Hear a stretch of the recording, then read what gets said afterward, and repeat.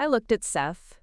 His eyes wouldn't meet mine. He was sipping wine, nodding along, playing the good little employee.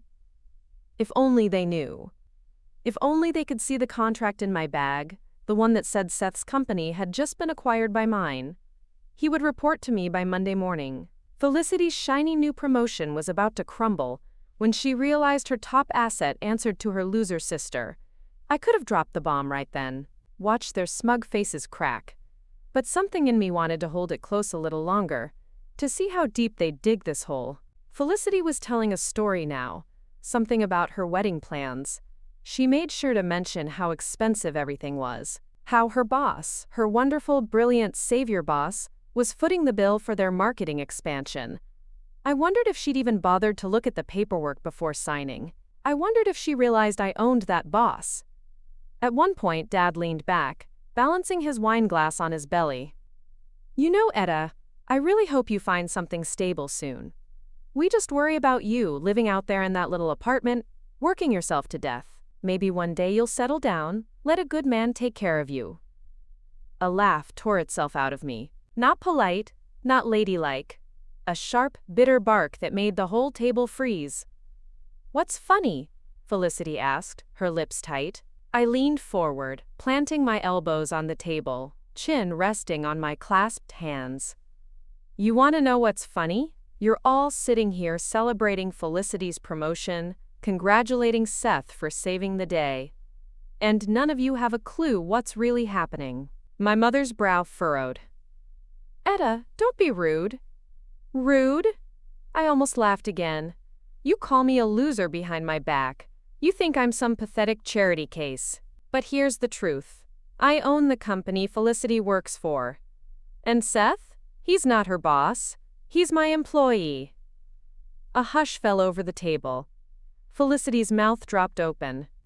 Seth looked like he'd swallowed a nail. "That's impossible," Felicity spat. "You're lying."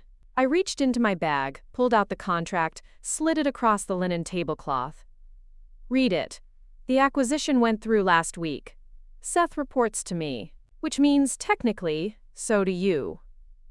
Dad's wine glass slipped, red liquid blooming across the white cloth. "You can't be serious." Seth finally found his voice. "Etta, I didn't know. I thought—" "You thought what, Seth? That you could leave my company, take my clients, and cozy up to my sister without me noticing?" He flinched. "It wasn't like that." I stood up. My legs felt steady for the first time all night. "It doesn't matter what you thought. Monday morning, you'll come to my office. We'll have a little chat about loyalty." Felicity's face had gone pale. "You can't do this. I worked so hard." "And you'll keep working," I said, my voice calm. "But you'll do it under me. Or not at all, your choice." The table erupted. Dad was shouting about betrayal. Mom was crying into her napkin. Felicity was hurling insults I'd heard 100 times before. Bitter, lonely, selfish. Seth just sat there, staring at the contract like it was a death warrant. I felt something crack open inside me, a dam I'd been holding back for years. All the resentment, all the loneliness, all the nights I'd spent building my empire while they laughed at me. It came roaring out, not as anger, but as something sharper. Resolve. I grabbed my coat, feeling the eyes of my family burning holes into my back. At the door, I turned to Seth. "Monday, 8 a.m., don't be late." Outside, the snow was falling harder now, covering the driveway, the hedges, the whole house in a blanket of white. I stood there for a moment, letting the cold bite at my cheeks, my breath a cloud in the dark. I knew this was only the beginning. They'd fight me. They'd scheme. Felicity would try to twist Seth against me, or worse. But I'd fought worse battles. I'd bled for this. I wasn't going to lose now. As I walked to my car, the front door slammed open behind me. I turned just in time to see Felicity storming out, her eyes wild. Her voice a hiss over the wind. "You think you've won, Etta? You have no idea who you're dealing with. I'm not going down without a fight." I smiled. "Good. It'll make it more interesting." She lunged for me, but Seth grabbed her arm, holding her back. His eyes met mine, and for a second I saw something there. Fear, yes, but also something else. Regret? Respect? I didn't care. I turned the key in the ignition, the engine roaring to life. As I pulled out of the driveway, I didn't look back. Let them stare, let them plan. This was my story now, and I was just getting started. Before we jump back in, tell us where you're from. If this story moves you, please subscribe. Tomorrow, I have a special story for you. I've never liked Thanksgiving. Even when I was a kid, I remember staring at the perfectly roasted turkey and feeling like it was mocking me, glistening, golden, plump with other people's expectations. Back then, the grown-ups whispered when they thought I wasn't listening. "Edda's different," they'd say. "Too quiet. Too intense." That word, intense, stuck to me like a stain I couldn't wash out. Now, at 32, I still carry it with me. My name is Edda Mercer. Maybe you've heard of me. Or maybe you've heard of the company I built from nothing. Stag and Finch Creative. The name means something in the design world. But here, in this big drafty house in Connecticut, none of that matters. Here, I'm still the weirdo who never fit into the mold my family wanted. This Thanksgiving, the house smells like roasted garlic, cinnamon, and tension. The dining room looks exactly the same as when I was a kid. An over-polished oak table big enough for 20, a crystal chandelier older than my grandparents' marriage, and my mother's treasured china stacked so high I always expect it to topple and shatter. I arrived late, I always do. A bad habit I can't break, mostly because the idea of stepping into this house makes my skin itch. But this year felt different. This year, I came armed with something none of them knew. A secret that could tilt the axis of this smug little world they've built. But as I stepped inside, snowflakes catching on my coat, the warmth and noise swallowed me whole. My mother, Martha Mercer, swooped in for her usual air kiss, her perfume a suffocating cloud of gardenias. "Edda," she said, eyes darting to my shoes, then my hair, then away. "You're late." "Traffic," I lied, even though the roads were empty. My sister, Felicity, was already perched at the head of the table, her new fiancé by her side. And next to him, the man I didn't expect to see. Not here, not tonight. He looked up, gave me a nod, then dropped his gaze to his wineglass. We'll get to him. Dinner began with forced pleasantries. Dad gave his usual speech about gratitude, the blessing of family, the importance of tradition. I tried to focus on my plate. Turkey, stuffing, a dollop of cranberry sauce arranged like a crime scene. But my mother's sharp voice kept cutting through. "So, Edda, what's new with you? Still working?" "Still working." As if I haven't grown my company to 70 employees, 3 offices, and a client list that reads like a who's who of luxury brands. But around this table, I might as well be unemployed. I cleared my throat. "Business is good. We just signed another big account, a hospitality group." "Oh?" Felicity's eyes gleamed like knives. "I hope you're not overextending yourself again. Remember what happened last time." Last time. The way she said it, like I'd committed a crime instead of surviving 2 near bankruptcies and clawing my way back. I opened my mouth to respond, but Dad spoke over me. "Felicity's doing so well at her new job. Have you heard? She got promoted again. Senior Marketing Director. Her new boss thinks she's the best thing since sliced bread." I felt my fork clatter to my plate. Her new boss. My eyes flicked to the man across from me, the man who still hadn't said a word. His name is Seth Porter. He used to work for me. Correction, he works for me. He just doesn't know it yet. Seth shifted in his chair, cleared his throat. "Edda, it's good to see you." His voice was low, careful, like he was afraid I'd bite. "Likewise," I said. "How's the new job treating you?" Felicity beamed at him, like a cat with cream. "Isn't it amazing? Seth's been such a help with my accounts, he's really turned things around." My father added, "Good thing Felicity has such a strong team. Not like some people who try to do everything alone." I swallowed the sting. The turkey tasted like dust. They kept going, picking at my life, little jabs wrapped in fake concern. My mother asked why I was still single. My aunt wondered aloud if maybe I should come work for Felicity's company. Since I struggle so much with leadership, it was always the same. I was too much or not enough. Too driven, too stubborn, too alone. I kept moving. I signed new deals. I ate dinner at my desk, feet propped on boxes of old files I'd never read again. Vera threatened to chain me to my bed if I didn't sleep, but she stayed beside me every late night, her head on my shoulder while we argued over floor plans like they were the last lines of a prayer. When the docks finally opened to the public, I didn't stand on the stage. No ribbon cutting, no glass of cheap champagne. I slipped through the crowd, unseen, letting the noise wash over me like it belonged to someone else. I watched a little boy trace my name on the dedication plaque with his finger, his mother whispering that I'd saved this place. He didn't know what I'd really done to get here. He didn't need to. I caught Vera's eye across the plaza. She smiled at me. Tired, proud, the way you look at someone who's carried you through fire and out the other side. I lifted my chin. She nodded back. After the lights dimmed and the families drifted home, I stayed. I walked the pier alone, cold wind cutting across my face until my eyes watered. The city glittered on the horizon.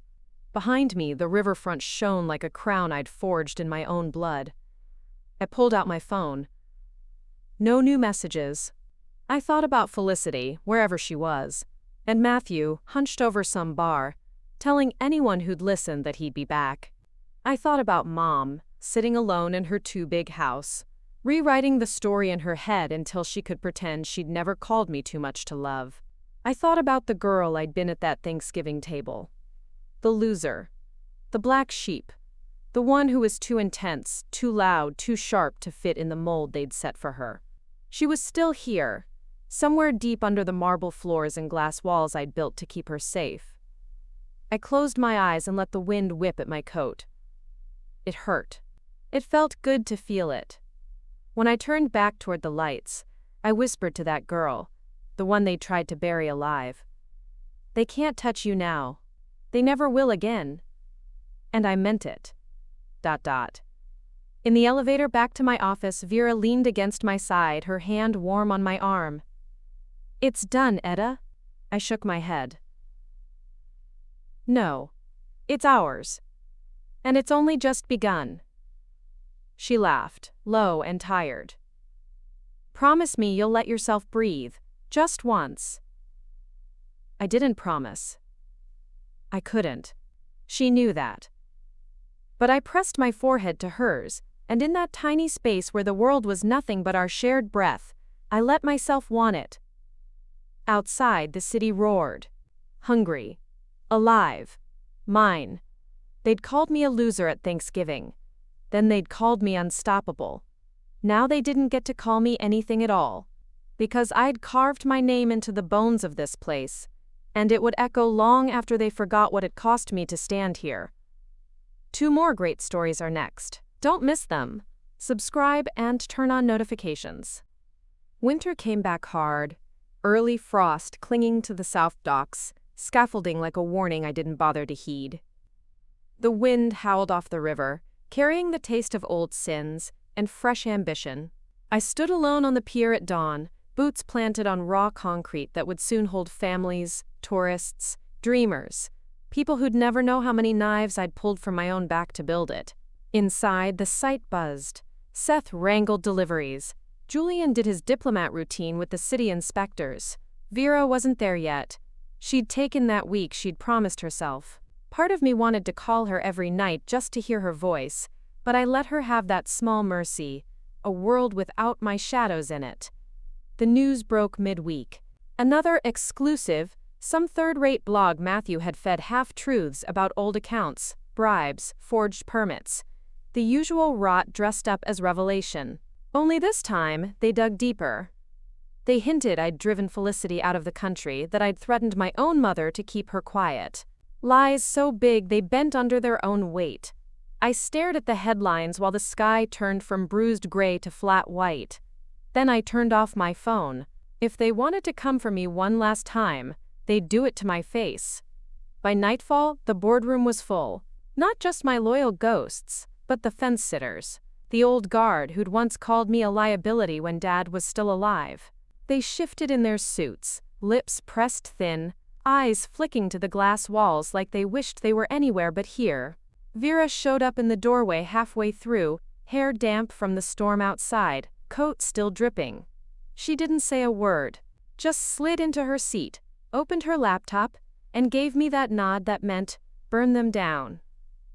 I did. One by one, I laid out every ledger, every signed contract, every time-stamped message that showed exactly who was lying, who had fed the lies, who thought they could twist the family name back into a leash around my throat. Matthew's signature sat at the top of half the documents. Felicity's old lawyer's name was on the rest. When I was done, the room was dead silent. "Say it," I said. My voice was so calm, it made Julian flinch. "Say what you really think. Call me what you've always wanted to." No one spoke. No one dared. So I said it for them. Loser. Tyrant. Witch. I've heard them all, and here I am. Still standing. Still building. Still feeding your paychecks while you pray. I'll crack under the weight of the empire you couldn't hold for 5 minutes. Vera's voice cut through the quiet. "We're done here." And just like that, they left. One by one, coats over their arms, eyes avoiding mine. They knew. They'd lost again. When the door shut behind the last one, Vera crossed the room and wrapped her arms around me. "It's over," she said. I shook my head against her shoulder. "No, it never is, but that's what makes it mine, ... In the weeks that followed, the docs finished under budget. The news cycle flipped, praise replacing poison like it always did. Felicity stayed gone. Matthew slipped out of the city under the weight of legal threats he couldn't afford to fight. Mom sent a single letter I never opened. I called the meeting myself. No lawyers, no press. Just me. A dozen gray-haired men who still thought a sharp suit could protect them from a sharper woman. "You know what I am by now," I told them, voice echoing through the oak-paneled room. "You've called me a loser, a tyrant, a witch, and I'm still here. You think pulling your little piece of funding will stop this?" They shifted in their seats. One of them, an old friend of my father's, the kind who used to pat my hair at family parties like I was a puppy, leaned forward. "You push too hard, Etta. You always have." I smiled. "And you always underestimate how hard I can push back." I laid out the paperwork. Private loans ready to plug the gap. A new lineup of vendors I'd courted behind their backs. Luca's people on standby, ready to buy the whole block out from under them if they so much as blinked wrong. "You can stay in," I said, "or you can watch me build it without you, and bury your names under the concrete when I do." They voted by the time the coffee went cold. Unanimous. No more whispers that day. ... Seth caught me on the sidewalk afterward. Coat collar flipped up against the wind that clawed at our faces. "You scare them, you know," he said. "Good," I said. "Doesn't it get lonely?" he asked. "Always," I said. "But lonely wins. Family doesn't." He opened his mouth, then shut it again. Sometimes I thought he'd finally learned. Other days, I saw the boy who'd once called Felicity boss, and thought I wouldn't notice. Back at the office, Vera was waiting. She stood by my desk, arms crossed, eyes red but clear. "I'm taking a week," she said. "No calls, no midnight meetings. No fires to put out that you can't handle yourself." "Okay," I said, and meant it. She blinked. "You're not going to fight me on this?" I shook my head. "You've earned it. Go remember what the world looks like when it's not on fire." She stepped closer, pressing her palm to my cheek like we were two girls instead of two warriors. "Don't burn it all down while I'm gone." "No promises," I said, ... That night, alone, I walked the riverfront. Past the shops, the boardwalk, the tiny brass plaque that still bore my name. I sat on a bench where Felicity had once told me I'd never outrun my family's shadow. The wind howled off the water, snapping at my coat. I let it cut. I let it remind me I was still here, still breathing, still hungry for whatever came next. They'd called me a loser at Thanksgiving. Then they'd watched me become their worst nightmare. And now they didn't get to watch it all.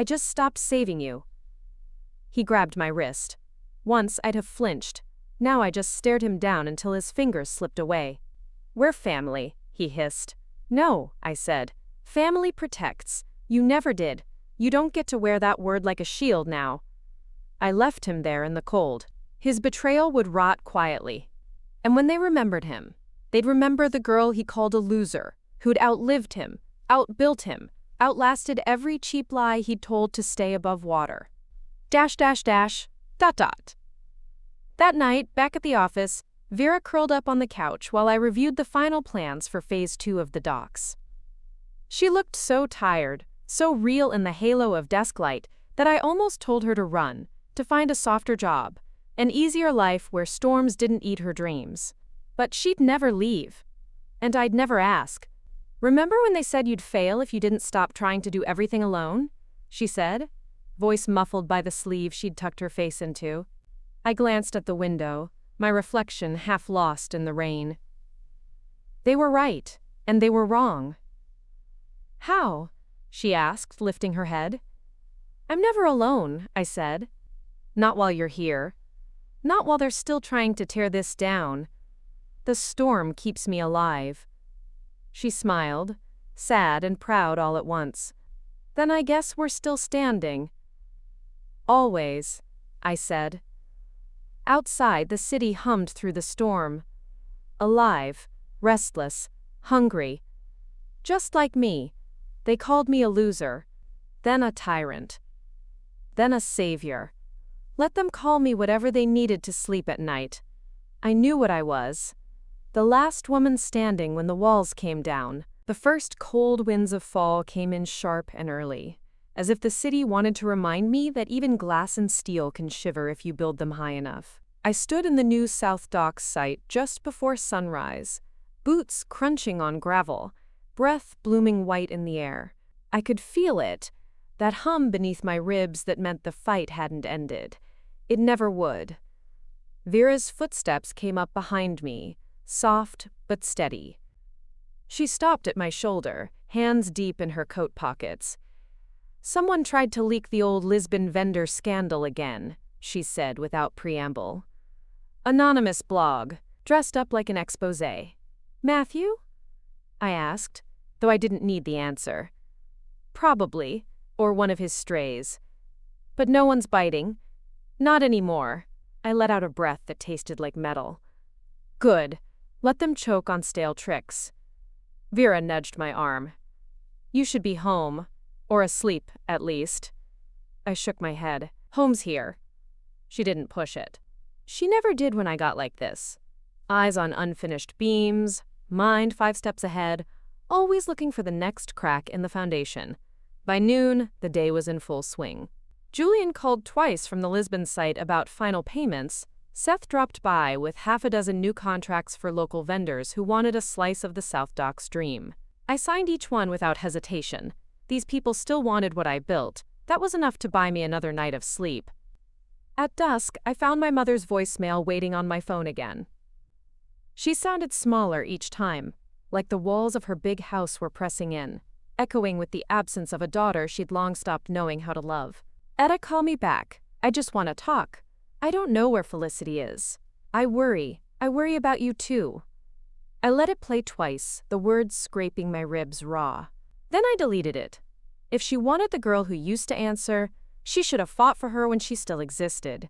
2 weeks later, Matthew slithered back into view. He called a former board member, offered hush deals to 3 contractors, promised them they'd make double what I paid if they pulled out of the South Docks before the cement dried. Julian stormed into my office with the news, hair still wet from the rain. "He's desperate. You could bury him for good this time."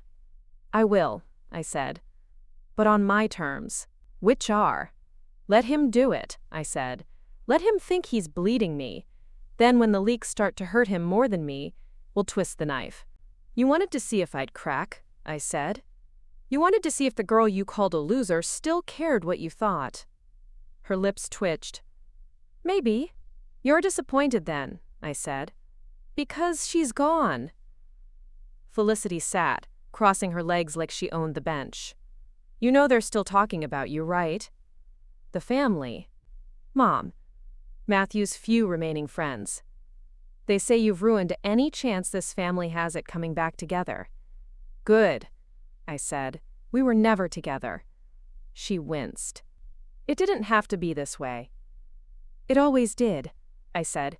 You just didn't think I'd live long enough to prove it. We sat in silence. The city hummed around us, taxis shuttling laughter and heartbreak down streets I'd paved with my own sleepless nights. Felicity pulled her coat tighter. Are you happy, Etta? I'm alive, I said. That's enough.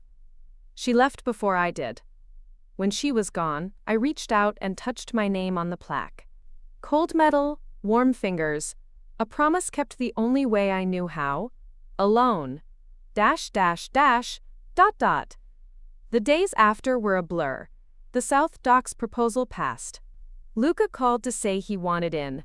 The same Luca who'd once told me he'd buy my name for pennies when I finally folded. Julian signed the paperwork while I stood in the corner, arms crossed, wondering when I'd stop needing to see the signatures with my own eyes. I didn't stop working. I couldn't. The city was my battlefield and my heartbeat. The moment I stopped moving, it would swallow me whole. One night, Vera came to my loft unannounced. She found me asleep on the couch, blueprints scattered like fallen feathers.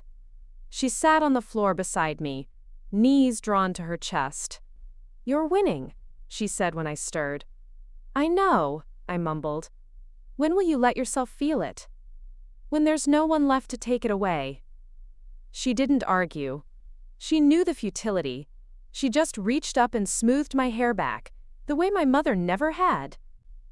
When she left, I lay there staring at the ceiling, tracing all the cracks in the plaster I'd never fix.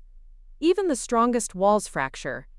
The trick is never letting anyone see the dust. .. By September, the riverfront shops were booked out for a year. Seth handed me the numbers with a grin so wide it made him look young again. They called you a loser, he said. Now you're the only game in town. For now, I said. Do you ever stop? No, I said. And neither will they. That night I stood on my balcony, the skyline sharp and jagged and mine. Somewhere below, Felicity probably told herself she still had a shot. Matthew probably whispered my name like a curse. My mother probably stared out the window of her empty house, wondering when the daughter she'd tried to break would come home. She wouldn't. I wouldn't. They'd called me a loser, then they called me a witch. Now they didn't get to call me anything at all. I'd built my own name, and they would never touch it again. When the riverfront finally opened, the first footsteps on its marble floors felt like an earthquake no one else could hear. Reporters came sniffing around, snapping photos of polished brass and high-end shops that would sell overpriced lattes to people who'd never know whose blood was in the grout. I watched it all from my corner office 3 floors up, windows wide enough that the entire block looked like a model of my heartbeat. Strong, clean, untouchable. Julian perched in the doorway, arms crossed, phone in one hand like always. You're not going down to the ribbon cutting? No. I didn't look at him. It's for them, not me. He stepped in, tilting his head to see my reflection in the glass. They're calling you the Queen of the River now. The papers say you saved the city. They'll call me the witch again by Christmas, I said. If they remember my name at all. Julian grinned. You never wanted them to remember, did you? Not like that. I turned to him, exhaustion creeping into my bones in a way that felt almost comforting. When they called me a loser, I cared what it meant. Now I care what I build. He nodded, stepping back into the hall as Vera appeared behind him. She was already scowling. Probably at me, probably at the fact that I hadn't eaten since yesterday. What now? She asked when Julian ducked out. You finally got your name carved in stone. Is that enough? No, I said, picking up the latest proposal from my desk. A multi-use hub on the South Docks that everyone said was a black hole for money. Next. She closed her eyes, pinching the bridge of her nose. Etta, you can't keep outrunning them. I'm not outrunning them, I said. I'm staying just far enough ahead, they can't drag me back. She dropped into the chair across from me, arms crossed tight over her chest. One day, they'll stop coming for you. No, they won't, I said, soft as a secret. And that's why I'll keep winning. ... When night fell, I walked the finished promenade alone. The lights of the city bled into the water, turning it into a sheet of black glass that mirrored every mistake I'd survived. Families strolled past, pushing strollers and holding overpriced ice cream cones. They didn't know what it cost to make this safe for them, that every smooth tile was a battlefield. I'd won one insult at a time. I sat on a bench near the big bronze plaque they'd unveiled that morning, Stag and Finch Riverfront District, restored by Etta Mercer. My name gleamed under the lamplight, letters sharp enough to cut. A voice behind me. I didn't think you'd come out here. I didn't turn. Go home, Felicity. She stepped around the bench, her hair too neat for the summer wind, her smile too small to be real. I wanted to see it. I'm alive, I corrected. That's not the same thing. I hung up before she could answer. I didn't want her apology. Not when it would taste like pity, not when it would try to brush clean what never could be. Vera found me at the windows an hour later. You okay? No, I said. But that's the price. She didn't argue. She just leaned her shoulder into mine, and together we watched the city churn below. So bright, so brutal. So much like me. The next day, the Riverfront team called me in for a final walkthrough. I knew every inch by heart. Where the marble would shine, where the corners would echo with footsteps that hadn't yet been taken, where the walls would hold secrets I'd never tell. Halfway through, I paused in the main lobby. The floor was polished now, all that dust and steel reborn into something that felt like permanence. Do you remember, I asked Vera, when they called this place my biggest mistake? They called you worse, she said, and you're still here. I laughed. Tired, real. Yeah, still here. We didn't throw a party, no champagne, no press invites. When the final beam went up, it was just me and the crew who'd stayed through every betrayal. They shook my hand. Some hugged me. A few muttered that they'd follow me anywhere next. I believed them. For once. At midnight, I stood alone in the lobby. My reflection swam across the black marble walls. The too intense girl who never bent enough to fit. The woman who'd burned every bridge but built her own fortress from the ashes. Somewhere, Felicity was watching. Somewhere, Matthew was still telling anyone who'd listened that I'd destroyed the family name. Let him. Let her. I'd built a new one from the bones they'd left me. When I stepped outside, the city was hushed. A rare silence that tasted like a promise. Before I locked up, I turned back to the riverfront. My riverfront. They called me a loser, I whispered to the steel and glass. Now they don't get to call me anything at all. The summer's final heatwave cracked open something in me I'd been pretending wasn't there. Each morning I walked the riverfront site before dawn. Steel beams overhead like ribs, concrete dust on my boots, the city's breath rising from the river in a haze that turned everything into a dream. Or a memory. Hard to tell which these days. Vera tried to make me sleep more. She stacked protein bars on my desk, dragged me out for 15-minute walks that ended with me checking my phone every 30 seconds.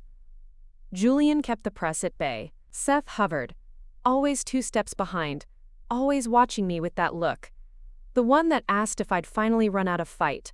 I hadn't, but I was starting to realize the fight might be all that was left.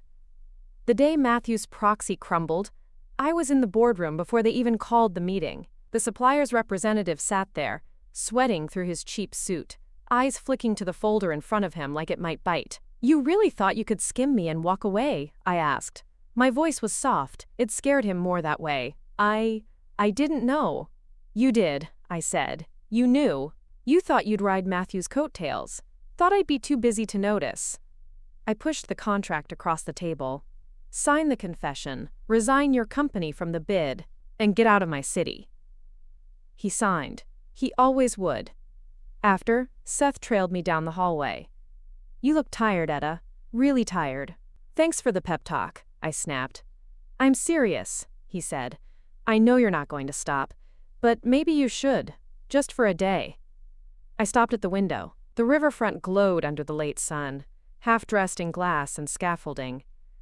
If I stop, Seth, they'll think I'm done. And then they'll come again. They'll come anyway, he said. I know, I said. And I did. The difference was, I'd be ready. That night, my mother called. Her voice cracked through the speaker like old vinyl, familiar, scratchy, painful in a way I couldn't name. I heard about Matthew, she said. He's saying you ruined him, that you're tearing this family apart one by one. I didn't ruin him, I said. He did that to himself. I just didn't save him from the fire he lit. Do you ever think about what it would have been like, she asked, if you'd just let it go? Every day, I said. And then I remember what you all did the last time I let it go. She sighed. You're so angry, Etta. She looked at me for a long moment, like she was weighing the pieces of me she still recognized. This will never stop, will it? No, I said, and that's why I win. A week later, the first whistleblower came to me. A young guy, 23 maybe, eyes wide, sweat shining on his neck. He asked to meet at a diner at 3 a.m., the only time he said he felt safe. I sat across from him while he picked at cold fries. He pushed an envelope across the sticky table. I didn't know it was you, he said. They said you were too big to care. I didn't laugh. They're right about one thing.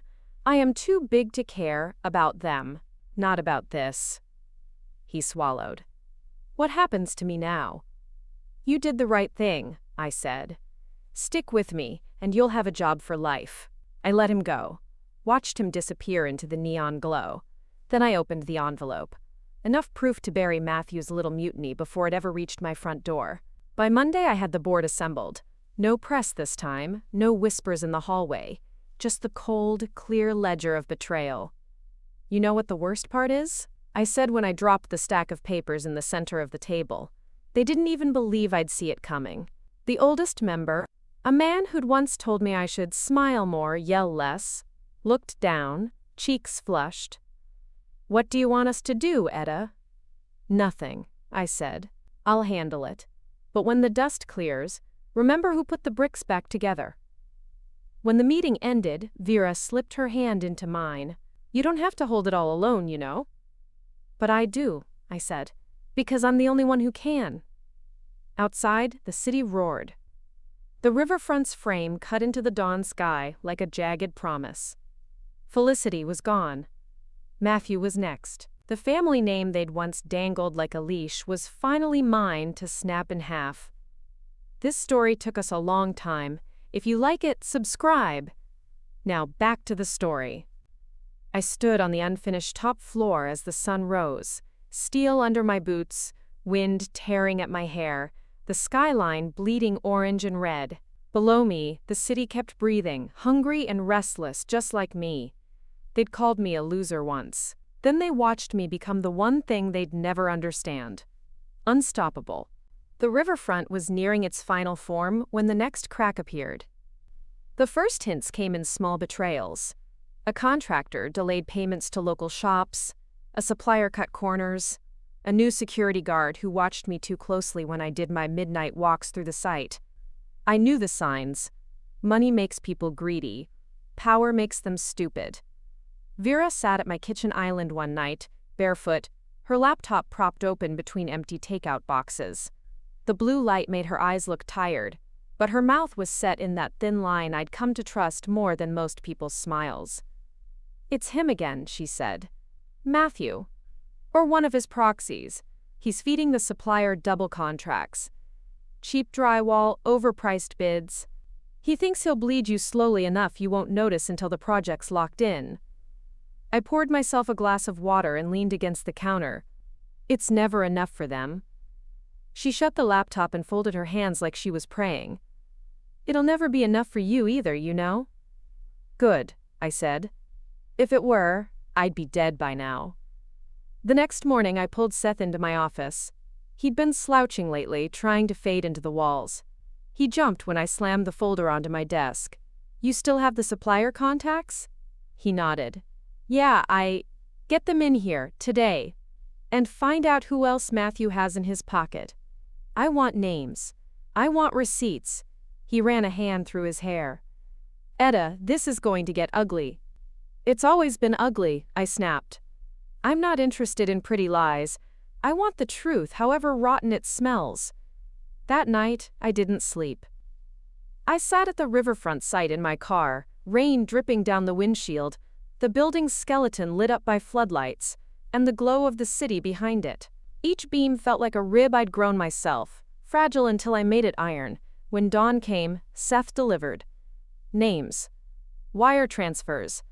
Fake invoices. The supplier was just the beginning. The rot spread through 2 subcontractors, an old family friend who'd once called me the sister we all should have had instead of Felicity. Betrayal always tasted the same. Familiar. Vera and Julian waited in the war room while I read it all. Julian flipped through the folder, his thumb tapping out a soft, steady rhythm. You want to go public? No, I said. Not yet. They think they're being clever. Let's let them dig deeper. When they're neck deep, I'll drown them in their own fraud. Vera raised an eyebrow. And what if they bleed the project dry before then? Then I build another, I said. They can't gut what they can't find. The second I had it, I went hunting. I called a town hall. No press. Just the people who'd been fed the lie. They showed up angry, arms crossed, eyes sharp, ready to bite. I let them. I stood in front of them under the half-finished atrium skylight. No microphone, no script. You've heard the story, I said. I'm the monster at your door, the woman who'll pave over your history to add zeros to her bank account. Murmurs. Shifts of feet on concrete. I want you to ask yourselves one thing, I said, holding their eyes one by one. Who profits if you chase me out? Who stands here in 6 months and makes you the same promises but emptier? And who's already done it to people like you before? I pulled up the slides. Every shell company, every wire transfer, every receipt of their so-called champions' other projects that gutted entire neighborhoods for condos no one who lived there could afford. No one spoke for a long time. Then an old woman in the front row raised her chin. Why should we trust you? I smiled. Not soft, not cruel, just real. You shouldn't. Watch me instead. Watch what I build. If I fail you, you'll see it, but you'll never see me hide it. When they left, they didn't clap. They didn't shake my hand, but they didn't spit at my feet either. And that was enough. Vera found me leaning against a support column afterward, arms shaking. You did it, she said. For now, I breathed. Until the next snake slithers up. She frowned. You ever want out? Out of the fight? No, I said. And meant it. Back in my loft that night, I stood in front of the mirror and traced my reflection. The hard eyes, the new lines at the corners, the iron mouth. They'd told me I'd break myself carrying all this alone. Maybe I had. But the girl who'd once begged for their love was gone. All that was left was this. The storm they'd never silence. Somewhere, I knew, Felicity was watching the news, wondering how she'd ever thought I was the weak one. Matthew was probably drunk at some bar, whispering about how he'd rise again. They'd never stop, but neither would I. I picked up my phone, dialed Vera's number, and when she answered, I said the only thing I could say to the one person who'd stood in every ruin with me. Thank you. Her breath caught on the line. For what? For never calling me a loser, I said. Even when I was one. The week after the gala, the heat finally broke. The city felt raw, like the concrete had sweated out every secret it was holding for too long. I liked it better that way. Clean air, nothing hidden under layers of stale humidity. In the office, the riverfront project entered the final stretch. Every day was a new meeting with contractors, local vendors, or politicians who wanted their names etched into a plaque they hadn't lifted a finger to deserve. Vera tracked it all, her phone never leaving her hand, her eyes flicking to me when she thought I wasn't watching, checking that I was still standing. I was. But even I could feel the cracks. One night, Julian found me in the half-built lobby, sitting on a stack of unopened tile crates. My hair was damp with rain. I'd walked the site alone for an hour, letting the city's heartbeat drown out the one in my chest that never slowed. "Boss," he said, dropping down beside me, "we have a problem." Of course we did. We always did. "Which snake is it this time?" I asked. "Neither Felicity nor Matthew. It's new blood." He handed me his phone. A news alert blinking bright and smug. Upstart firm files zoning injunction on riverfront expansion. I read the details. A shell company. A local community group fronting the paperwork. Money that smelled like old rivals. "They're calling you a bully," Julian said quietly. "Saying you're destroying historic architecture, gutting neighborhoods for profit." Typical, I tossed his phone back. They're selling the underdog story again. It worked for Felicity. Why not try it twice? Julian frowned. "You want me to dig?" "Not yet. Let them crow, let them think I'm ignoring them." He raised an eyebrow. "You're gonna wait?" "I'm going to watch," I said. "They'll show me what they really want soon enough." The next day, the local press picked up the story like it was fresh meat. Chum and Mercer's riverfront, progress or plunder. They trotted out old family photos of me and Felicity as kids, our faces blurred in childhood shadows. They ran quotes from neighbors who claimed I'd lied to them. Half the faces were people who'd smiled in my face 6 months ago. Seth watched the coverage from my office doorway. "You want me to hit them with cease and desists?" I shook my head. "No. Let the noise build. The bigger they blow up the lie, the harder it hits when I turn it inside out." Vera shot me a look over her laptop. "You really think they'll overplay it?" "They always do," I said. "Fear makes them sloppy." And they did. Within a week, Julian found the thread. A paper trail linking the shell company back to one of my oldest competitors. A real estate mogul who'd once called me that scrawny loser girl who'd drown in 6 months. He'd put money in the local group's pockets, promised them renovated storefronts and protected rent. Dreams he'd never deliver if he got his hands on the riverfront block. He laughed. "You ever think maybe there's more than just the fight? Show me someone who never lost one, and I'll ask for their advice," I snapped. Julian held up his hands. "Fair. Just don't drink too much champagne.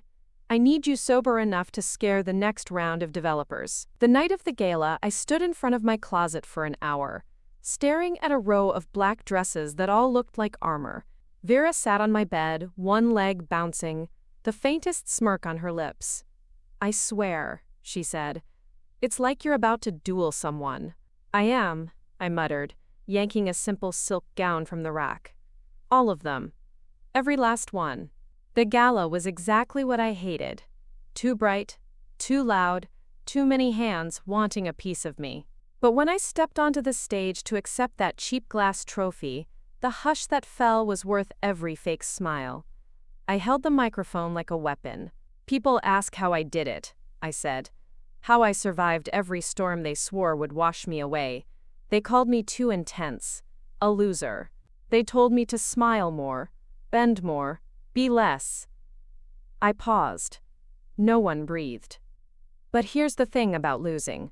Once you've lost everything you thought you needed, you find out what you're really made of. And you learn you don't need permission to win. When I stepped off the stage, Vera grabbed my arm. "Proud of you," she whispered. I wanted to say I was proud too. But the words wouldn't come. Not yet. Near the bar, I saw her, my mother. Hair pinned up like she was still hosting the family dinners I hadn't been invited to in years. She raised her glass when our eyes met. I didn't go to her. She didn't come to me. Some distances don't close, even when the room is small. Outside, the city was wet with mist. Seth leaned against the car, jacket off. Tie loosened like he was pretending to be the charming sidekick he'd once been. "You killed it," he said. "Of course I did." I looked at the river behind him, the cranes blinking red in the distance. "It's never enough, though." "Will it ever be?" he asked. "No." I said it so easily it scared us both. And that's the point. We drove through the night. the city rolling past in streaks of gold and shadow. Somewhere out there, Felicity was still alive, Matthew was still scheming, my mother was still rehearsing her sighs. But in that back seat, with the cold glass trophy digging into my palm, I felt untouchable. I wasn't the loser anymore. I was the storm they could see coming and still not outrun. The day after Felicity signed away what was left of her stake, the city felt sharper, the summer sun glaring off glass towers like a spotlight trained on my every breath. In the office, people spoke softer around me, like they were afraid the wrong word might turn me back into the blade they'd just watched, slice through blood ties. Vera kept the team moving. Julian made calls, his voice slick and steady, reassuring clients that stability was the new order at Stagg and Finch. Seth hovered, half wraith, half loyal mutt, eyes flicking from the doors to my face like he expected someone to come bursting in, demanding I hand back what I'd torn free. No one came. That was the worst part. How easy it was when the final pieces fell. I buried myself in the riverfront project. I walked the half-built corridors with my boots caked in dust and steel filings under my nails, pretending the roar of machinery was enough to drown out my mother's silence. She hadn't called, not once. Not to ask about Felicity, not to ask if I felt proud, not to tell me I'd gone too far. Part of me missed the scolding. At least it proved I still existed in the world she cared about. One night, I sat on the cold concrete of the riverfront's top floor, legs dangling over the unfinished edge, while the city breathed below. Vera climbed up the last flight of stairs, her shoes scraping against steel. "Don't jump," she said. Not a joke, not really. "I'm not that generous," I muttered. "Who'd run this circus if I was gone?" She sat beside me, hugging her knees to her chest. "It's quiet now." "For now," I said. "She'll be back. Or Matthew will crawl out of whatever hole he's licking his wounds in. There's always someone." Vera didn't argue. She never did when I told the ugly truth. She just sighed. "Does it ever feel worth it, Etta? All of it?"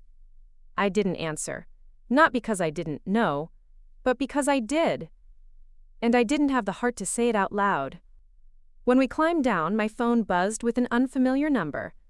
I let it ring until voicemail picked up. It was my mother. I didn't listen. I didn't delete it either. Just left it there, glowing like a bruise I kept pressing to remind myself it was still tender. The next morning, Vera found me at my desk before dawn. She set a cup of tea next to my hand, like always. "Listen," she said carefully. "There's a gala next month. City Development Board. They want you there. They're giving you an award." I barked a laugh that hurt my chest. "For what? Staying alive?" "For saving a city block that no one else could." She held my gaze. "You should go. You should let people see you. Not the headlines, not the rumors. You." I wanted to tell her that version of me was gone, the one who cared if people saw her as anything but the storm. But she looked so tired of fighting my shadows that I just nodded. "Fine, book it." Julian caught me in the hall later. "You actually said yes to a black tie event? Who are you and what have you done with Etta Mercer?" "Don't get used to it," I said. "One night. Then we go back to war." Vera, Julian, Seth.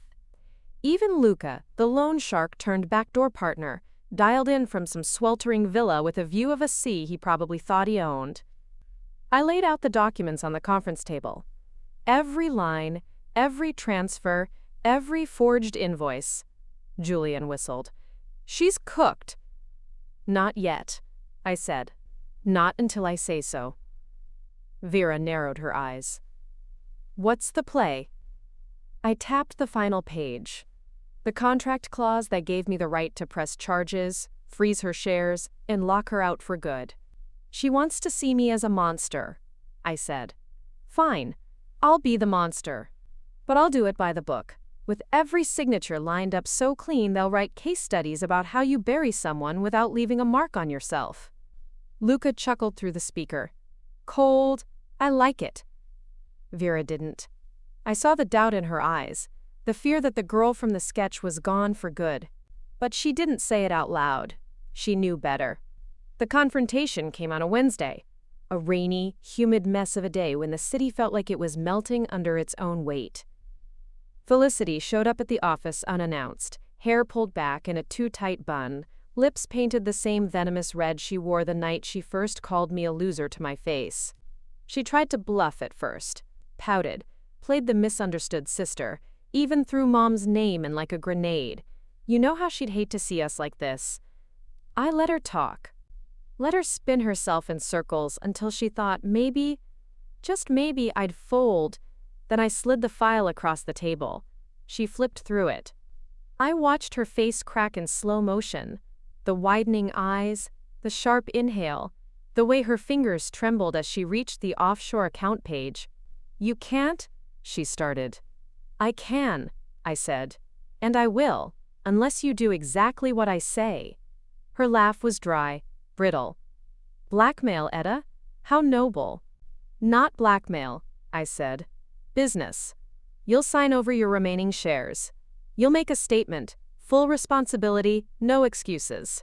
You'll vanish to whatever spa or island you want, and you'll never use my name to get a seat at any table again." Her lip curled. "And if I don't?" I leaned in so close I saw the smear of her mascara. "Then I send this to the board, the police, the press. By the time I'm done, they'll name a cautionary tale after you in every business school in the country." She flinched. The mask slipped. For one heartbeat, she looked like the girl I used to braid hair with in the dark when we were too afraid to sleep. Then she nodded.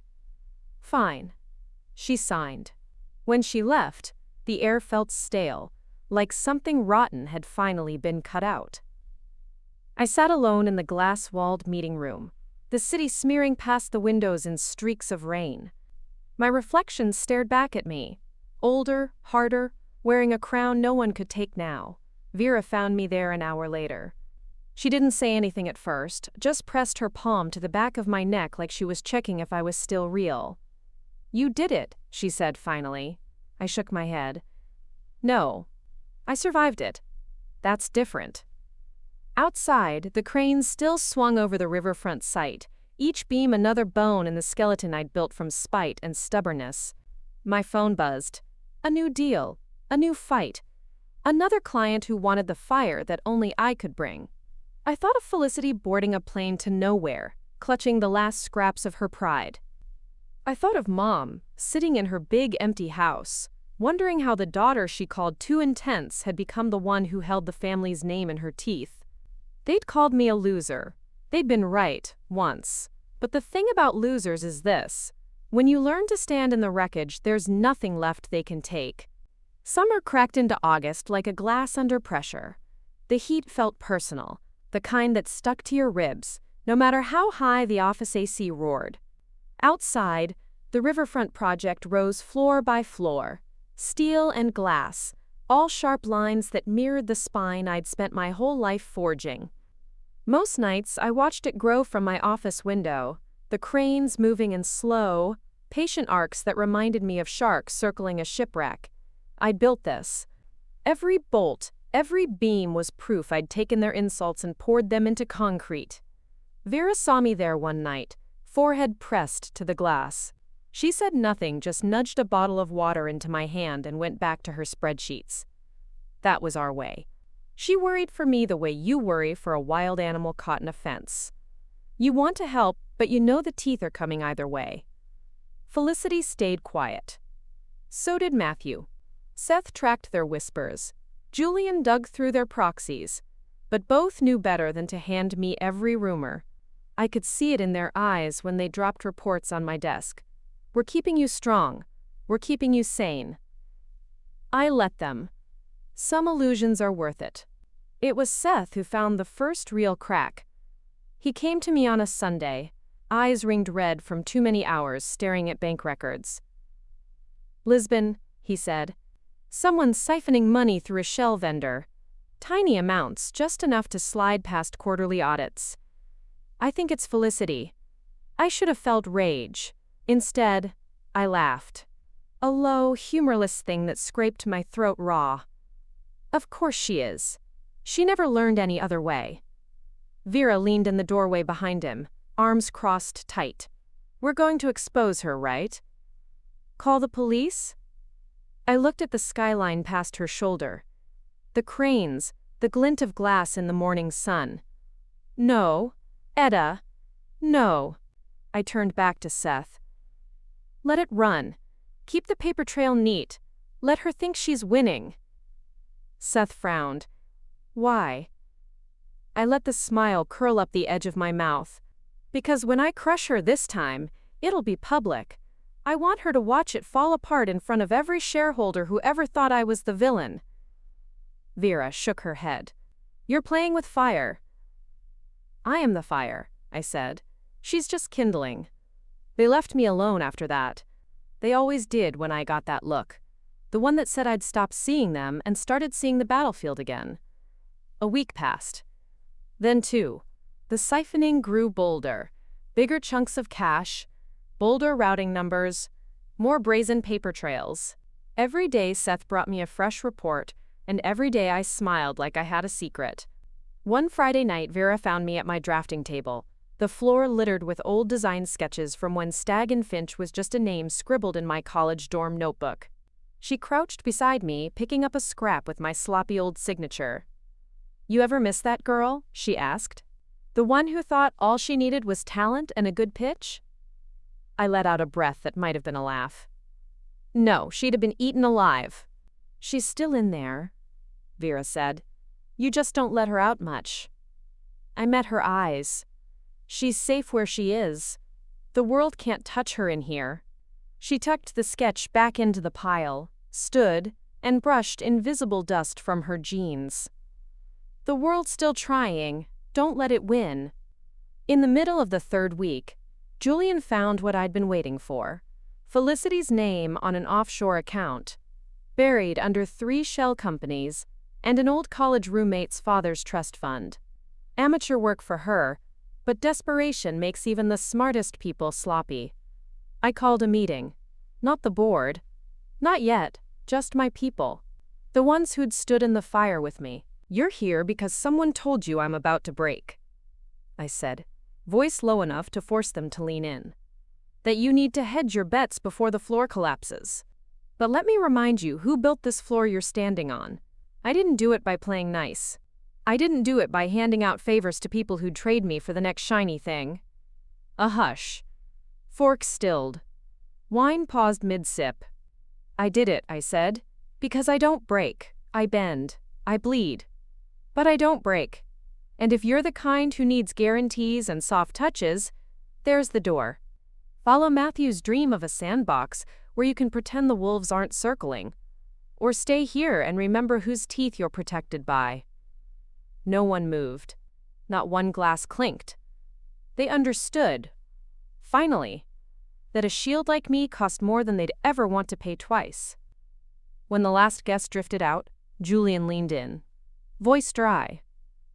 Well, subtle, as always. I laughed, a sound that scraped my throat raw. Subtle is for people who want to be liked. I want to be remembered. Outside, the rain had stopped, but the city still smelled wet, alive, awake. I stood under the awning, breathing it in like a promise. Seth lingered by my side. He'll come back again, he said quietly. Matthew, Felicity, all of them. I know, I said, and I'll be here when they do. At 2 a.m., I sat alone in my loft, lights off, windows cracked open to the hush of tires on slick asphalt.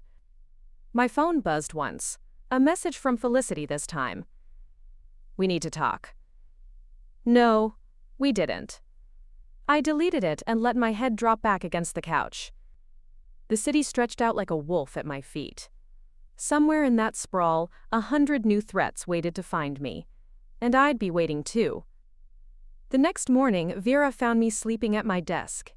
She said nothing, just draped her coat over my shoulders and placed a glass of water by my hand. That was our language now. No pity, just the quiet knowing that this was how it would always be. A week later, the riverfront broke ground. I stood in a hard hat and steel-toed boots, surrounded by flashbulbs and politicians who wanted their piece of the photo op Felicity didn't show. Neither did Matthew. Good. Let them watch from their shadows. Julian slid up beside me as the cameras snapped. When's the last time you saw your mother? I didn't look at him. She knows where to find me. She still thinks you'll forgive her. Forgive Felicity, I snorted. Forgiveness is for people who can afford to forget. He didn't argue. He just handed me a new contract. Another hotel. Another promise I'd carve from my own bones if I had to. That night, Vera found me on the roof again. She said nothing when she settled beside me, our shoulders brushing in the warm breeze that carried the city's heartbeat up to where we sat. Do you ever wish you'd done it differently? She asked. I shook my head. If I had, they'd have won. She nodded, as if that was all she needed. Maybe it was. In the dark, I could see the riverfront cranes already clawing at the sky. New glass and steel would rise there soon. My testament, my shield, my last laugh. Let them come. Let them circle. I wasn't the loser anymore. I was the storm they'd never stop bracing for. The city had a way of swallowing your victories before you could taste them. 1 week after the riverfront deal passed, I stood in my office at dawn, the sky outside bruised with the first threat of rain, and watched Vera pin the final approval to our corkboard. Her fingers trembled just enough that I caught it. You okay? I asked.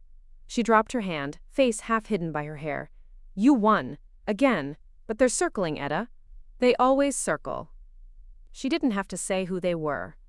Family. The board. The vultures who hovered when the headlines cooled. My throat burned with the bitter truth I never said aloud. Every fight I won bought me just enough time to plan for the next one. It's fine, I said. We'll be ready. She hesitated. You can't keep living like this. Like what? Like you're one step from being eaten alive. I smiled. But I'm not. That's the difference. She didn't argue. Vera never did when I got like this. Hard edges, soft voice, eyes staring into a future no one else could see yet. She just squeezed my shoulder and left me alone with the city humming below. Julian was next. He slid into my office mid-morning, hair still damp from the drizzle outside. He dropped a folder on my desk with a soft thud that told me everything I needed to know. Trouble. Matthew's back, he said. I flipped open the file. My cousin's smug grin stared up at me from a printout of a new venture, some cheap knockoff consulting firm trying to poach clients with promises of a softer touch than Stagg and Finch's iron fist. The pitch deck was full of half-baked taglines, but the list of people he'd already approached was too long to laugh off. Julian leaned against my desk, arms crossed. He's telling them you'll burn out, that it's just a matter of time, that they should jump ship before you implode. Doesn't he ever get tired? I asked. He thinks you will first. I snapped the folder shut. Call a client dinner. Everyone he's whispered to, all of them. I'll show them exactly what burning out looks like. Julian's mouth twitched. You're gonna scare them, Etta. Good. Fear lasts longer than loyalty.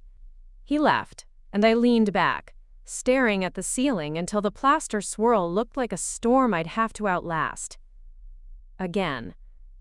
That night, the dinner was a performance. I wore the sharpest suit I owned, hair slicked back to show every angle I'd carved out of stone.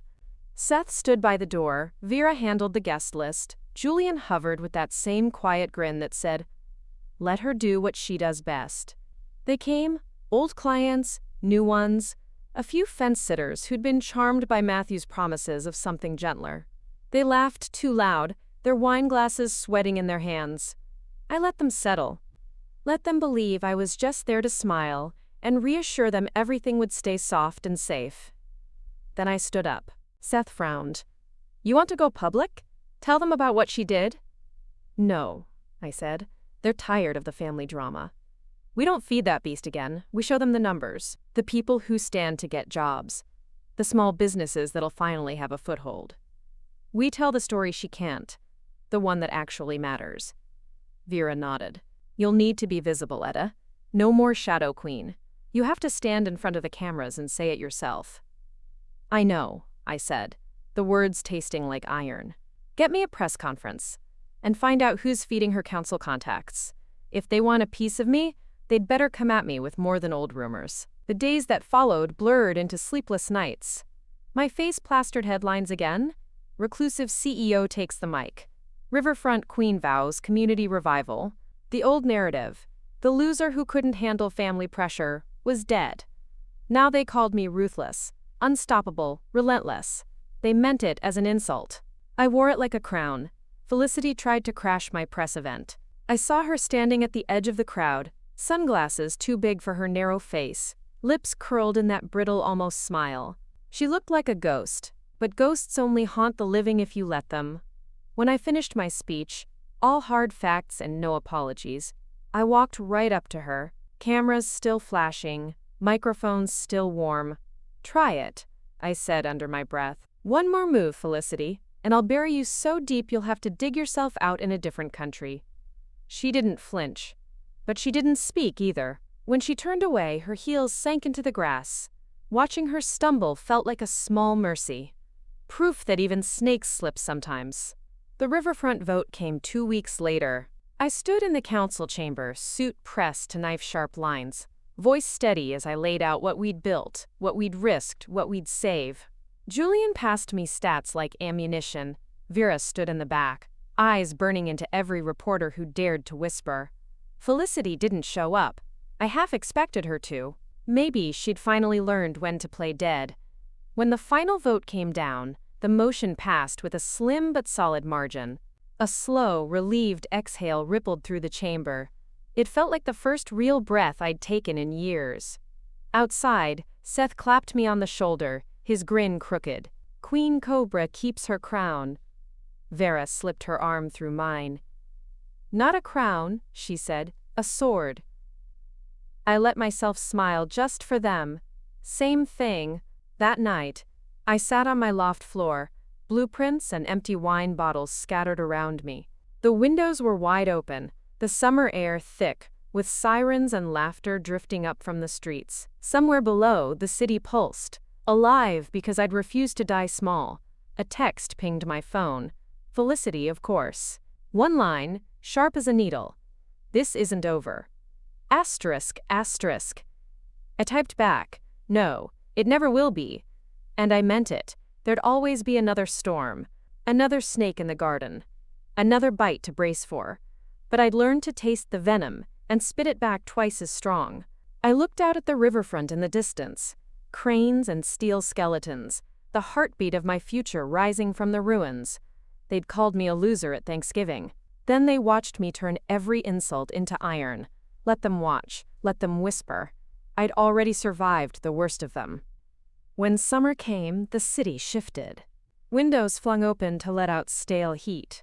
Construction dust coated the sidewalks, and the scent of ambition clung to the back of your throat like the tang of hot metal. I stood on the edge of my office's rooftop garden. A half-finished idea Vera kept nagging me to finish, staring at the skyline I'd sworn would never own me again. Stag and Finch had tripled in size since Felicity's coup failed. Julian ran the Lisbon accounts like an iron-fisted diplomat, wooing old money while fending off the wolves who smelled weakness the second the headlines turned cold. Seth did what he did best: shut up, listen, deliver. Vera, my relentless anchor, built the scaffolding that held us all above the chaos. The world kept trying to paint me as the villain turned victor, the witch who ate her own family to stay in the game. I let them. The truth was too complicated for gossip columns. One night in the thick heat of July, Vera found me in the war room, half asleep over a spread of mock-ups for our next big play, an urban market space that would anchor the west end of the riverfront. "You know you can't keep doing this forever," she said, pushing a bottle of water into my hand like a mother scolding her child. "This pace, this fight, it'll kill you." "Good," I said, cracking the cap. "Let it try." She sat across from me, the projector humming above us, casting old photos of the building's bones onto the whiteboard. "You don't have to prove anything anymore, Etta. You've already won." I shook my head. "Winning is just the start. keeping it. That's the real test. Her lips tightened. Is that what this is now? A test? Of what? Of how much I can take before I break, I said. I was only half joking. She studied me for a long moment. You ever wonder what you'd be if you hadn't fought so hard? All the time. I took a sip, feeling the water hit my dry throat like rain on a desert. But then I remember they would have buried me alive if I hadn't dug my way out first. We sat in silence, the only sounds the hum of the projector and the distant rumble of traffic far below. Outside, the city glowed, beautiful, brutal, and still somehow mine. The next day, Felicity reappeared like a bad penny. She'd stayed quiet for months, content to let the family lick its wounds and pretend she was just another shareholder with no teeth left. But snakes don't forget how to bite.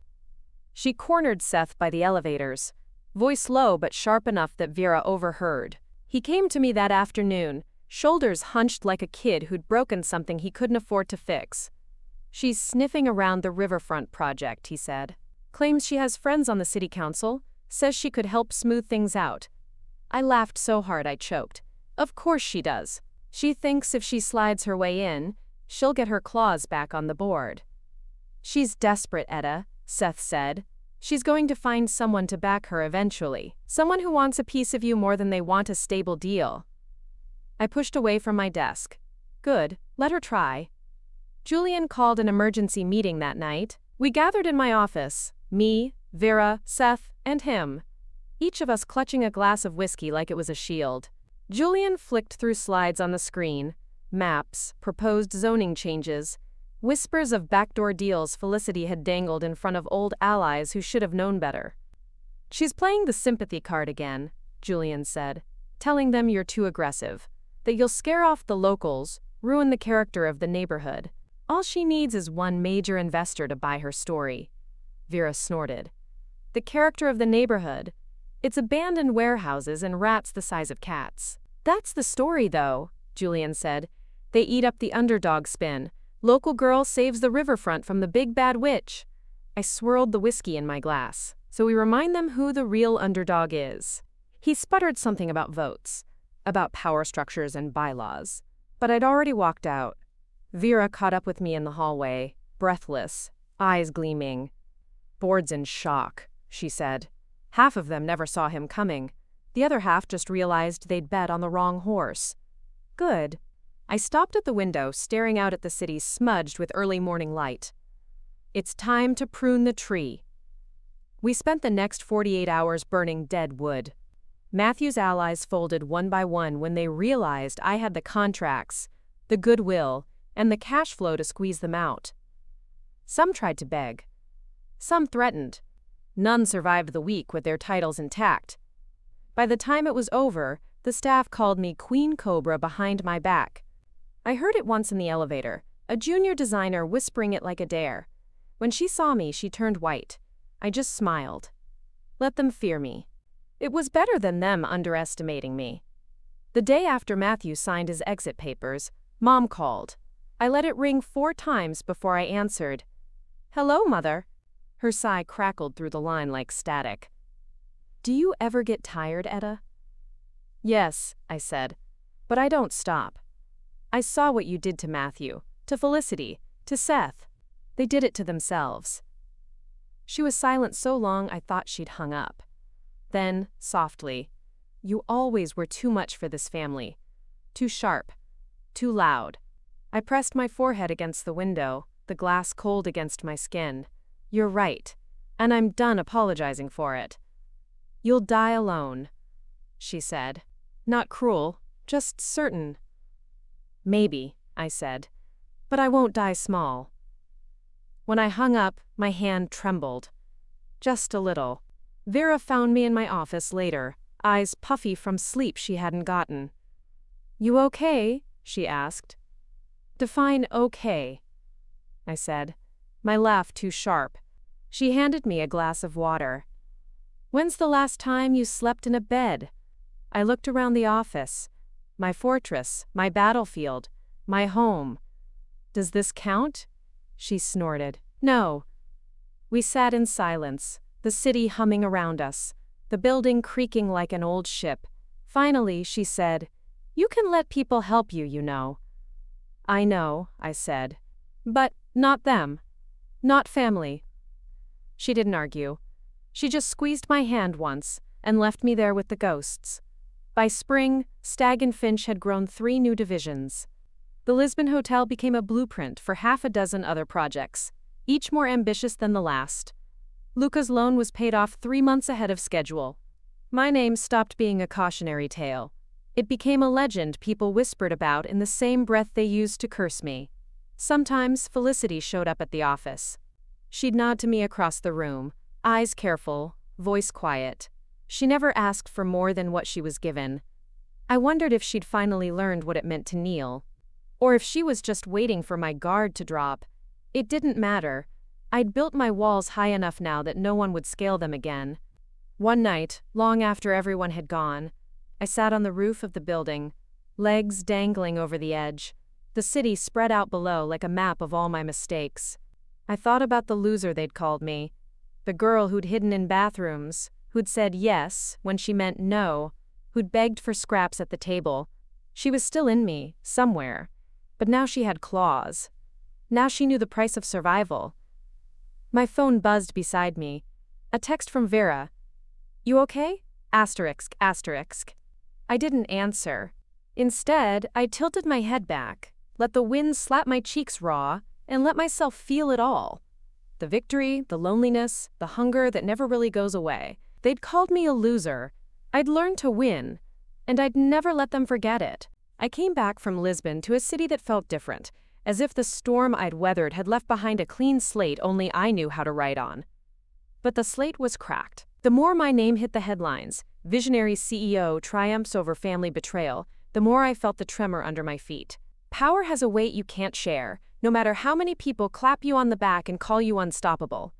In those first weeks back, the office hummed with a new energy. People whispered my name like a promise and a threat.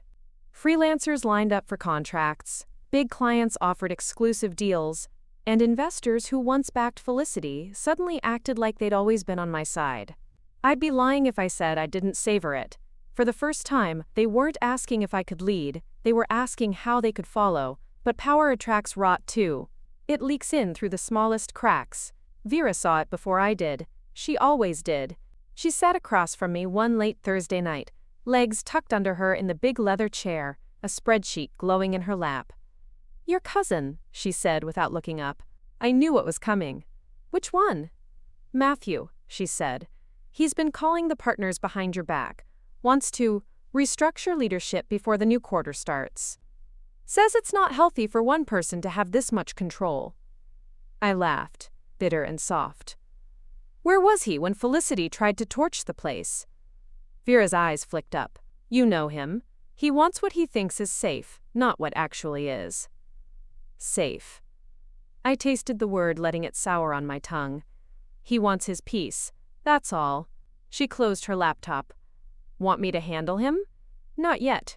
I leaned back, fingers drumming on the arm of my chair. "Let him think he's gathering a little coup. Let him feel important. I want him to show me every snake in my garden." She smiled, but it didn't reach her eyes. "You're a scary woman, Etta Mercer." "Good," I said. "Make sure they remember." The next morning, the boardroom buzzed like a hornet's nest. Matthew swaggered in late, wearing a grin too wide for his thin lips. He perched at the head of the table I'd claimed as mine, and started with pleasantries that smelled like rot. "Cousin," he said, as if the word was a weapon. "You've done so well. We're all so proud, but you must be tired. You've carried so much alone." I sipped my coffee, watching him like a hawk watches a snake. "Get to the point." He glanced around, gathering fake courage from the nods he'd paid for with empty promises. "We think it's time for co-leadership, balance, family harmony. I'd be happy to take on more." "Stop." I didn't raise my voice. I didn't have to. The word dropped like a blade into the room. "I'm not tired. I'm not stepping down. And you don't get to come in here and pretend you're here to help when you've done nothing but circle like a vulture." The smiles vanished.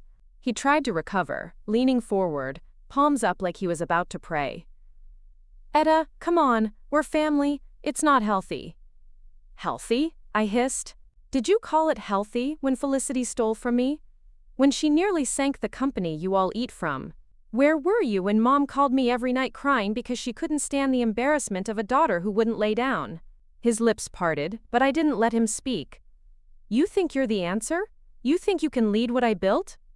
I pushed my chair back, standing so fast it scraped the floor. You're a branch on a dead tree, and if you think you can cut me out, you better remember I'm the one who keeps the roots alive. Over the next month, the Lisbon project soared.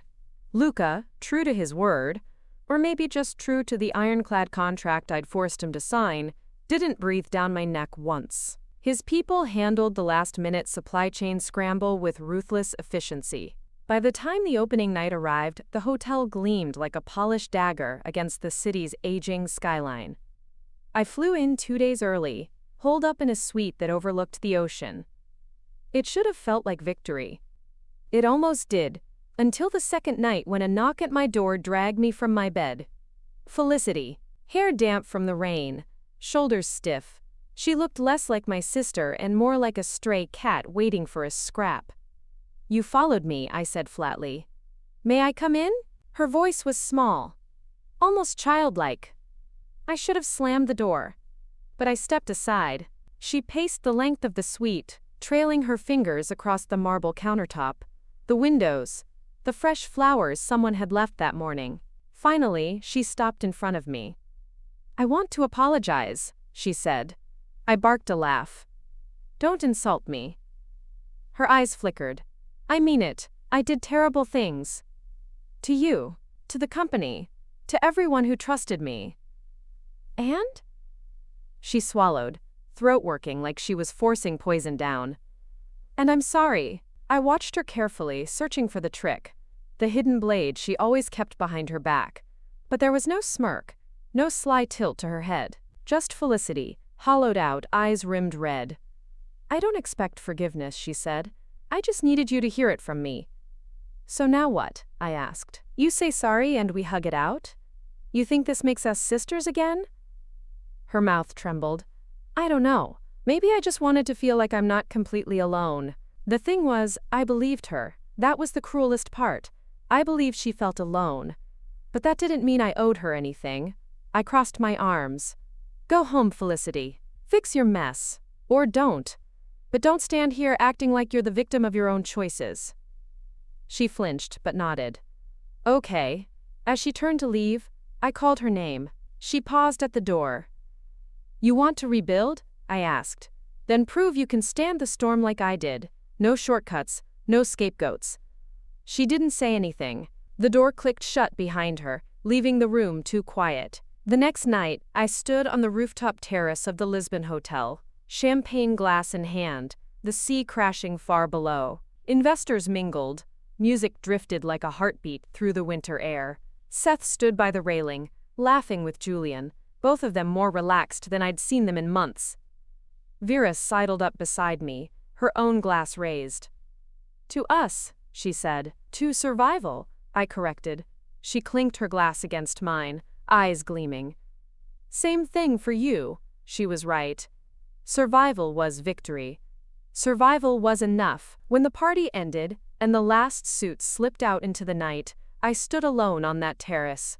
The wind stung my eyes, but I didn't blink. Somewhere, Felicity was probably back in New York, licking her wounds, planning her next act. Or maybe she was doing what she said, learning what it meant to rebuild when no one handed you a crown. I didn't care either way.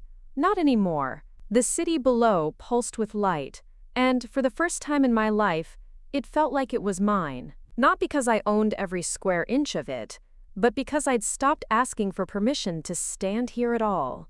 I lifted my glass one last time. To the loser, I whispered. Long may she reign. The days after Felicity surrendered weren't quiet.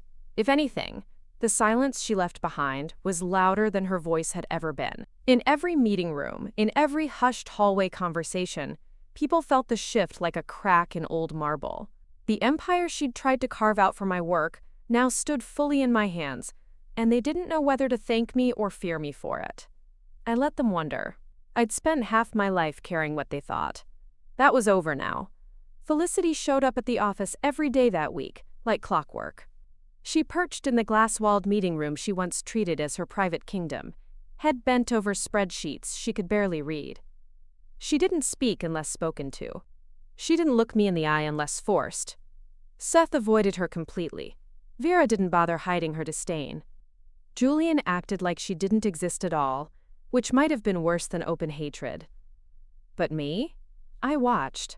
Not because I enjoyed seeing her so small, although there was a part of me that did, but because I knew it wouldn't last. Felicity had always been a snake shedding skins. This was just the latest version. One night, long after the others had gone home, I found her standing by the floor-to-ceiling windows, staring at the city spread out like a glittering wound. She didn't turn when I stepped up beside her. "Beautiful, isn't it?" she murmured. I studied her reflection, the brittle smile, the shadows under her eyes.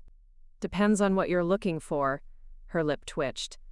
I used to stand here and think, how do I take it all? Now I just wonder how you hold it without letting it crush you. For a heartbeat, I almost pitied her. But pity was cheap, and Felicity never dealt in cheap emotions. "You don't hold it," I said. "You let it burn away everything that can't stand the weight. And then you stand on what's left." She barked a laugh.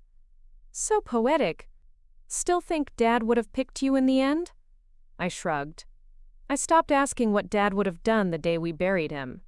He never picked anyone but himself. Her shoulders twitched like she might argue, but the fight was gone.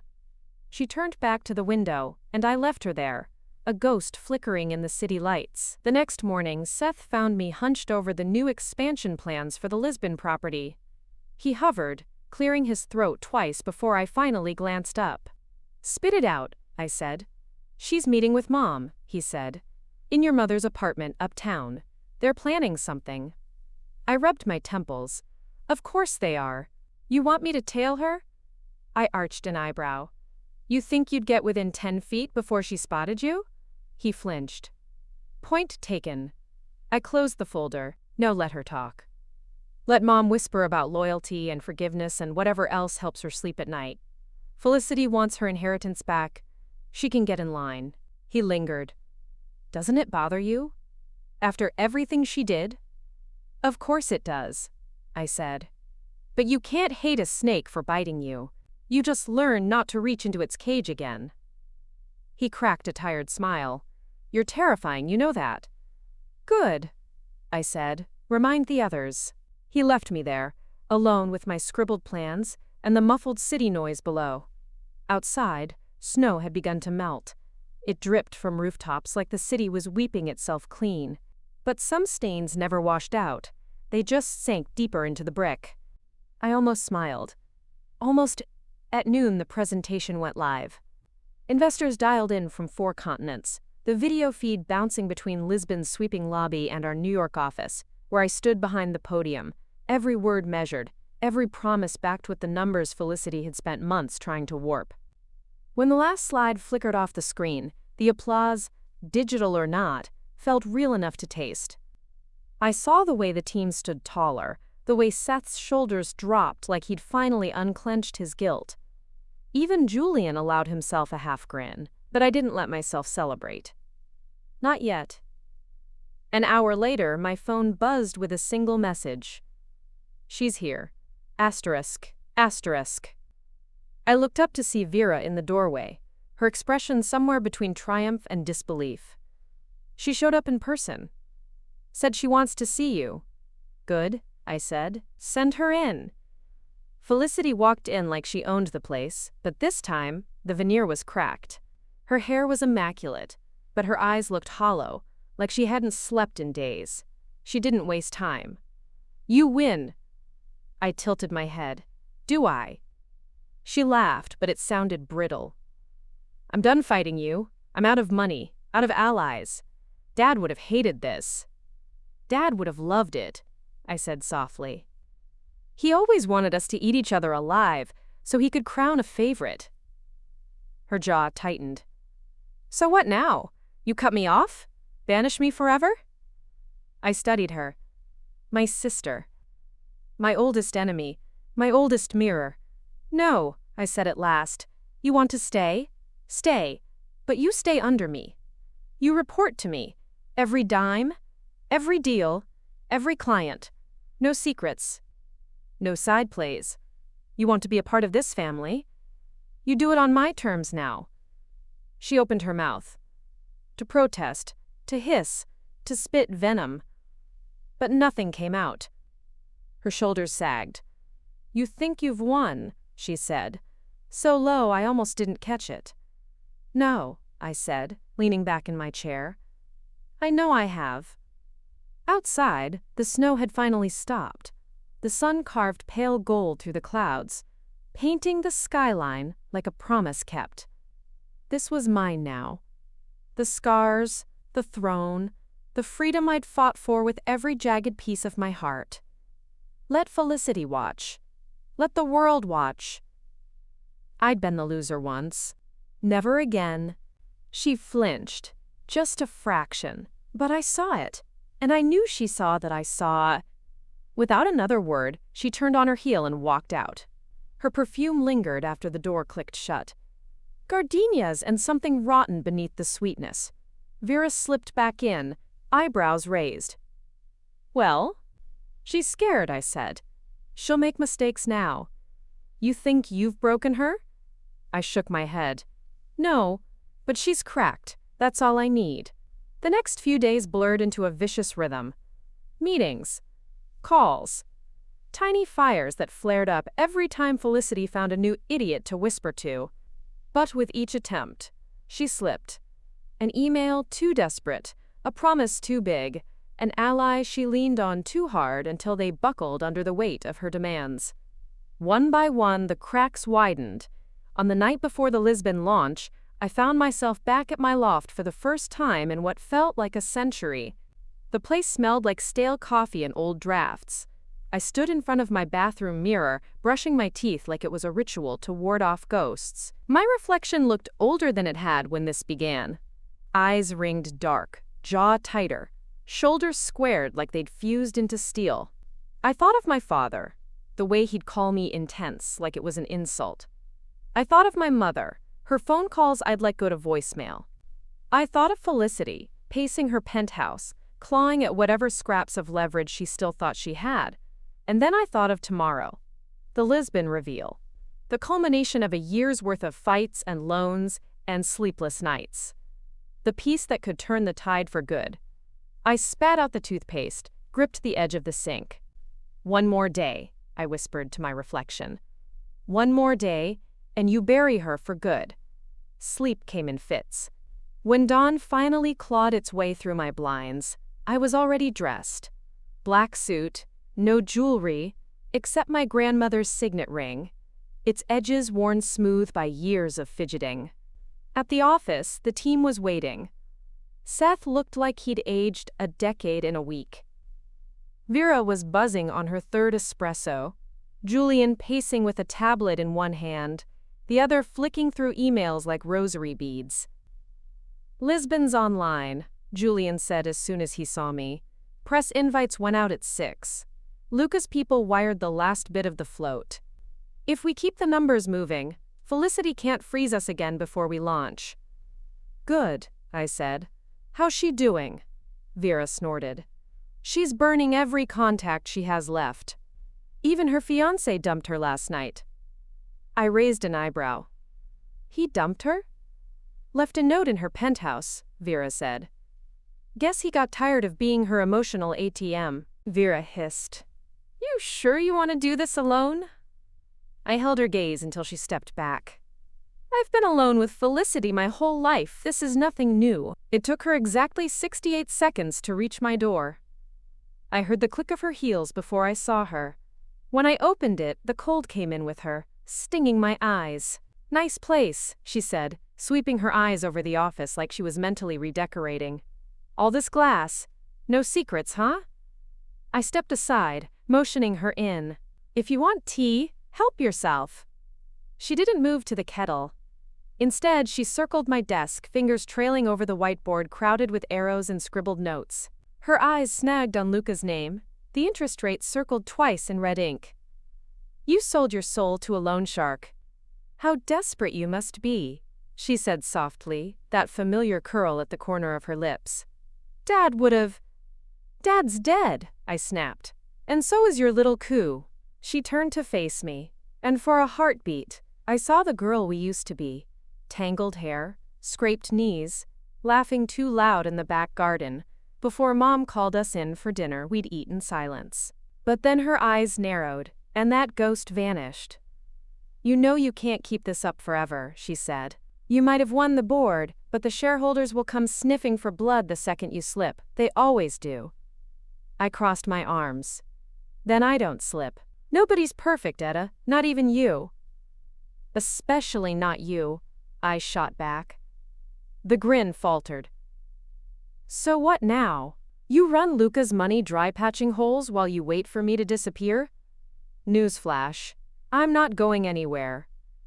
Good, I said, stepping closer, my voice low enough to slice. Because I want you right here, right where I can see you when you fall. For a moment the mask cracked. Her shoulders twitched like she might slap me.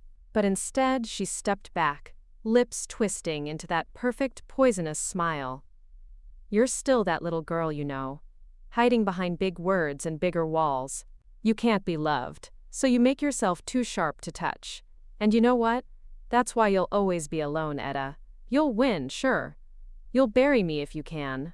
But you'll stand on that pile of bones and still feel like the loser Dad said you were. It should have stung. Once, it would have.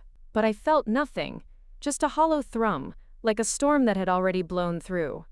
I leaned in, close enough to see the tiny crack in her lipstick. You know what the difference is between you and me, Felicity? I'd rather be alone than owned. The storm that week never let up. It buried the city in drifts so high they swallowed street signs, turned sidewalks into slick corridors, where footsteps vanished within minutes. But inside my office, the heat was cranked so high, you could almost forget the world outside was trying to freeze me out. Almost. Vera's phone buzzed every 5 seconds with a new tip. Julian moved like a ghost between rooms, whispering updates, sliding folders across my desk. Seth hovered at the edges, always there but never in the way, like he'd finally learned that loyalty sometimes means shutting up and staying put. On the 7th day since Felicity's last stunt, I sat at my desk watching the horizon turn from navy to pale gray, waiting for the sun to rise over a city that felt like it was holding its breath. My fingers drummed against a cup of cold coffee. The final loan from Luca had come through, and payroll had hit the freelancers' accounts just in time to keep Lisbon alive. I should have felt relief. I didn't. Relief was for people who trusted the ground not to crack beneath their feet. I'd learned better. A soft knock at the door made me look up. Vera slipped inside, laptop hugged to her chest like a shield. You should sleep. I will, I lied. Give me the update first. She perched on the arm of the couch, scrolling with one hand. Felicity's run out of local buyers. The Marshall Group backed out after they saw Luca's investment. She tried to play with that venture capital firm in Boston. I raised an eyebrow. They laughed her out the door, I hope? They did, she said, a hint of a smile on her lips. Her people are rattled. Seth says she's still pushing the family angle, but even the board's sick of it now. She'll make one more move, I said. She can't help herself. Vera hesitated, then asked what I'd been avoiding all week. What happens when she's out of moves? I didn't answer, not because I didn't know, but because saying it out loud made it real. When Felicity was cornered, she got reckless. But underneath all her charm, all her hair-tossing and crocodile tears, she had our father's spine. Mean, rigid, and petty enough to cut off her nose just to spite her face. She wouldn't bow out quietly. She'd torch the house, then stand there smug while the ashes fell. But this time, I'd be ready. A buzz at the security intercom pulled me from my thoughts.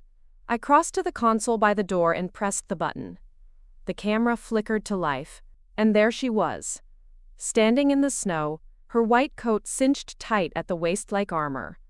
Her lipstick was too bright against the washed-out gray morning. She looked more like an actress in a cheap soap opera than the woman who'd spent the last decade pretending she was born to run the show.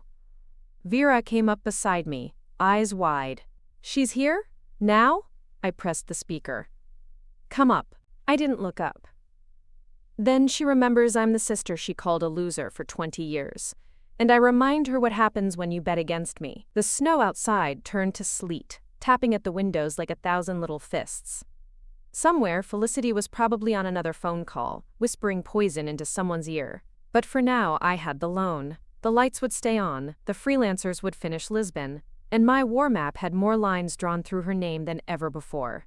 I leaned back, my eyes drifting to the skyline where the city bled neon into the storm. I thought about Dad's old warnings, Mom's sad sighs, Felicity's brittle laughter. Loser, they'd called me. Too intense. Too much. Maybe they were right. Maybe I was too much for them. But for this city, for this life I'd carved out of bone and ice, I was just enough. I stared past her, my mind already chewing through the worst possibilities. If the Lisbon deal failed, the ripple effect could sink 3 other contracts. And if that happened, Felicity would have the ammunition she needed to take one last swing. I stood so fast my chair rolled backward, crashing into the glass wall. "Get Julian. Tell him to set up a secure line with the bank. And wake up Seth. I want every freelancer in a room by sunrise. If they want a fight, they can have it face to face." Vera hesitated. "And you?" I grabbed my coat, ignoring the icy wind creeping through the seams of the windows. "I'm going to see the one person who hates Felicity enough to help us, even if it means selling his soul." The warehouse was on the edge of Red Hook, the kind of place that looked abandoned from the street, all rusted metal and graffiti. But once inside, you'd find leather sofas and brushed steel desks, and men in 3-piece suits counting money in plain sight. Luca Kral was waiting for me in a back office, feet propped on his desk, sleeves rolled up to show the edge of an old prison tattoo. "Etta Mercer," he drawled when I stepped in. "Haven't seen you since your launch party at the Pier Hotel. How's the family?" "Rotting," I said, sinking into the chair across from him. "I need a bridge loan." He laughed. "Do you now? And why should I help the Queen of Ice stab her sister again?" "Because you hate Felicity more than you like easy money. And because you know I'll pay you back before you can squeeze the interest out of me." His smile turned mean. "You're not the type to beg." "I'm not begging. I'm offering you a chance to put her in the dirt where she belongs." He sat up, tapping ash into a tray shaped like a skull. "Terms?" "Short term. 90 days. I'll pay back every penny with 10% on top. You front me enough to cover payroll and the Lisbon site. In exchange, you get exclusive first bid on the new hospitality line when it opens." He laughed again. Softer this time, like he was actually tempted. "You know I could own you if you default." "You'd never get your money's worth," I said. "I'd torch the blueprints before I let you wear my name like a trophy." We stared at each other over the low hum of the wind rattling the windows. Finally, he reached into his desk, scribbled a number on a scrap of paper, and slid it to me. I didn't blink. "Deal?" His grin split wide. "Always a pleasure doing business with you, Mercer." When I stepped back into the storm, the cold cut straight through my coat. I felt alive. Furious, exhausted, but alive. Felicity thought she could starve me out? She'd forgotten who taught her how to take scraps and spin them into silk. Back at the office, the freelancers were gathered like restless dogs in the main hall. Seth stood at the front, shoulders squared. When I walked in, the chatter died. "Here she is," Seth said. "Your fearless leader." I ignored him. "You want your money? You'll have it by Friday. But if you walk now, I swear to God you'll never work for another firm in this city. Not under your name, not under an alias. I'll bury you in lawsuits so deep your grandchildren will be born in courtrooms." A few flinched. One brave soul crossed his arms. "You can't do that." I stepped forward, so close he had to lean back. "Try me." Silence. Then, grudging nods. Mutters that sounded like grudging respect. Seth followed me back to my office. You didn't have to threaten them. You're right, I said, shrugging off my coat. I wanted to. He sighed. You're going to win this, aren't you? I sank into my chair, staring at the mess of contracts and bank statements. Not yet, but she's running out of moves. He hesitated in the doorway. What happens when she's out of moves? The city felt different after the meeting. Or maybe it was me who was different. In the days that followed, the phone calls poured in like rain pounding the windows of my loft. Some were frantic apologies, half-hearted olive branches from board members who'd once whispered about my intensity like it was a disease. Some were reporters who wanted a piece of the scandal, craving a soundbite of the, quote, family feud turned corporate bloodbath. I didn't answer any of them. Instead, I worked. I lived at the office, my world shrinking to whiteboards covered in new contracts, and floors littered with empty coffee cups. Vera caught catnaps curled up on the conference room sofa. Seth lurked in corners, eyes sunken, a man trying to sew himself back together before I decided he was more trouble than he was worth. Julian became my shadow, slipping me updates on Felicity's back-channel attempts to salvage her reputation. But the more she fought, the weaker her grip became. Every move she made only confirmed the worst stories about her, that she was ruthless in the worst way, desperate enough to burn the house down if she couldn't live in the biggest room. Sometimes, in the half-light before dawn, I'd stand by the windows, watching the snow swirl over the East River.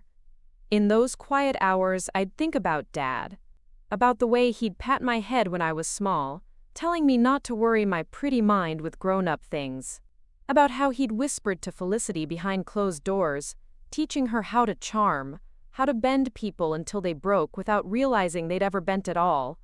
They'd all taught me something, just not the lesson they'd intended. I didn't trust easily anymore, not with my heart, not with my secrets.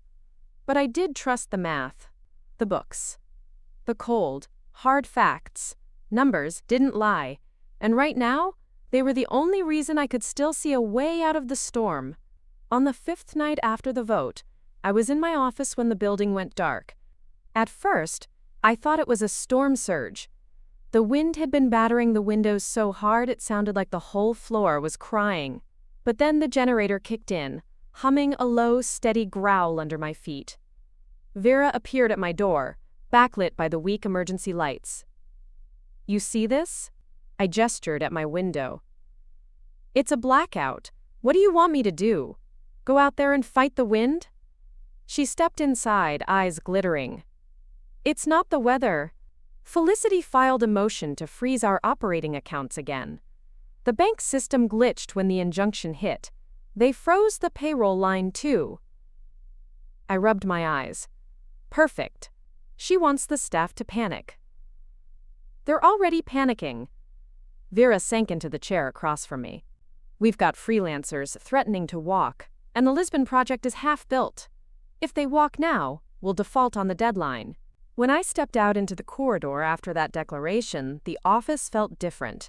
It hummed like a power plant. A low, dangerous buzz that made the glass walls vibrate. The storm Felicity had started was now in full swing. But the difference was this. I wasn't backing down. If she wanted to starve me out, I'd show her what hunger looked like. Vera and Julian were already in the war room, the small conference room with whiteboards on every wall, and half the table taken over by cables and Vera's battered old laptop covered in neon post-its. Seth was there too, pale and hollow-eyed, tapping at a spreadsheet like his life depended on it. Maybe it did. Julian looked up when I walked in. She's rallying your junior partners. She's promising them promotions if they back her injunction. I leaned over Vera's shoulder, scanning the list of names. Some didn't surprise me. They'd always drifted toward the biggest paycheck or the easiest route up the ladder. Others stung. People I'd mentored. People who'd seen what I'd bled to build. Leak it, I said. Julian blinked. Leak what? The board minutes from Monday. Let the press see exactly what she's doing. Gutting the company. Bribing people who can't see past next month's bonus. Let them print it all. They want a family feud?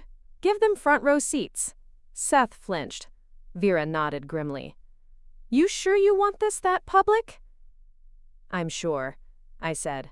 If we let her control the narrative, she'll twist me into the villain who destroyed the family. I'm done playing that part for free. Vera hit send. The email was gone. A grenade lobbed over the wall. I grabbed the marker and turned to the whiteboard. Names, connections, debts. I traced lines from Felicity's strongest allies to their weak points. Vendors she owed, favors she hadn't returned. Julian tossed me another file. Bank statements, travel receipts, breadcrumbs we could use if the board hesitated. For hours we dug. We found more than I'd expected. Felicity had been sloppy, drunk on her own reflection. She'd taken from every corner, certain I'd be too distracted or too weak to fight back. By sunset, my eyes felt like sandpaper. The city outside was turning indigo, neon signs flickering to life while snow swirled in restless gusts against the windows. Vera handed me a mug of bitter coffee, her fingers brushing mine. You need a break. Not yet, I murmured. She's betting I'll crack first. Seth cleared his throat. She's worse than you think, Etta. I overheard her yesterday. She's trying to pin the Lisbon deal collapse on you. She's telling people you sabotaged your own acquisition to tank the stock. I laughed, sharp and low. Of course she is. I walked over to the window, pressing my palm to the cold glass. The city was alive out there. Taxis crawling like fireflies, steam rising from subway grates. Somewhere, families were gathered around dinners that didn't feel like battlefields. I wondered what that was like. Maybe I'd find out someday, maybe I wouldn't. Let her talk, I said. By tomorrow, every major investor will see the real story. Julian's phone buzzed. He glanced at it and looked up, eyes wide. She's calling a shareholder meeting. Tonight. Says she wants to clarify rumors. Vera cursed under her breath. She wants to blindside you. Not tonight. I turned back to the table, grabbing my bag. She wants a show, she'll get it. Seth grabbed his coat. You're not going alone. I shot him a look. Try and stop me. He flinched, but fell into step. Vera and Julian trailed behind, laptops tucked under their arms like shields. The hotel ballroom was decked out like a wedding. All gold chairs, cheap wine, and the soft buzz of people pretending to care about civility. Felicity stood at the front, radiant under the spotlights. Her voice drifted through the speakers, warm and persuasive. And it breaks my heart to see these accusations spread. You all know how much I love this company, how much I care about my sister, despite her struggles. My struggles. My throat burned with it. I pushed through the crowd, the low murmur falling to hush when they saw me. I turned away before he could see the crack in my armor, before he could see how the girl inside me, the one who'd always been too intense, was screaming to be heard. In the days that followed, the headlines were savage. Felicity's camp fed gossip to every outlet that would listen. Disgraced CEO under investigation. Sister rivalry turns toxic. Etta Mercer, the fall of a control freak. They printed it all. The lies. The half-truths. Even photos of me leaving the boardroom looking exhausted. Eyes ringed black. They loved that part. The cracks in my polish. The signs I might be human after all. But they didn't know me like I knew me. Every attack just made me colder. Sharper. I called in every favor, leveraged every contact, dug up every dirty secret Felicity had ever tried to bury. My days became a blur of meetings, damage control and backroom deals. My nights, when I got them, were short bursts of sleep on my office sofa, dreams like knives under my skin. And through it all, I watched Seth. He worked like a man trying to erase his sins. Good. Let him sweat. One night, well past midnight, I found him asleep at his desk, a folder open under his head like a pillow. I stared at him for a long moment, wondering if he'd ever really been loyal to anything but himself. I wondered if any of us were. When he stirred, blinking blearily up at me, I didn't soften. You're useless to me if you burn out, I said. Go home, shower, be here at 6. He nodded, voice cracking.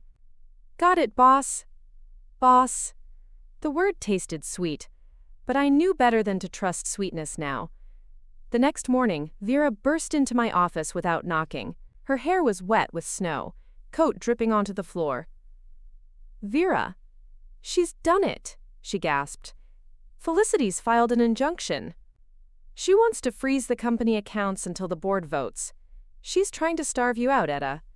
For a heartbeat, my vision went black at the edges. Then a calm settled over me. Cold. Absolute.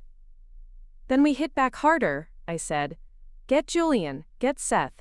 Tell legal to prep everything we've got. I'm not playing defense anymore. Vera's eyes glittered.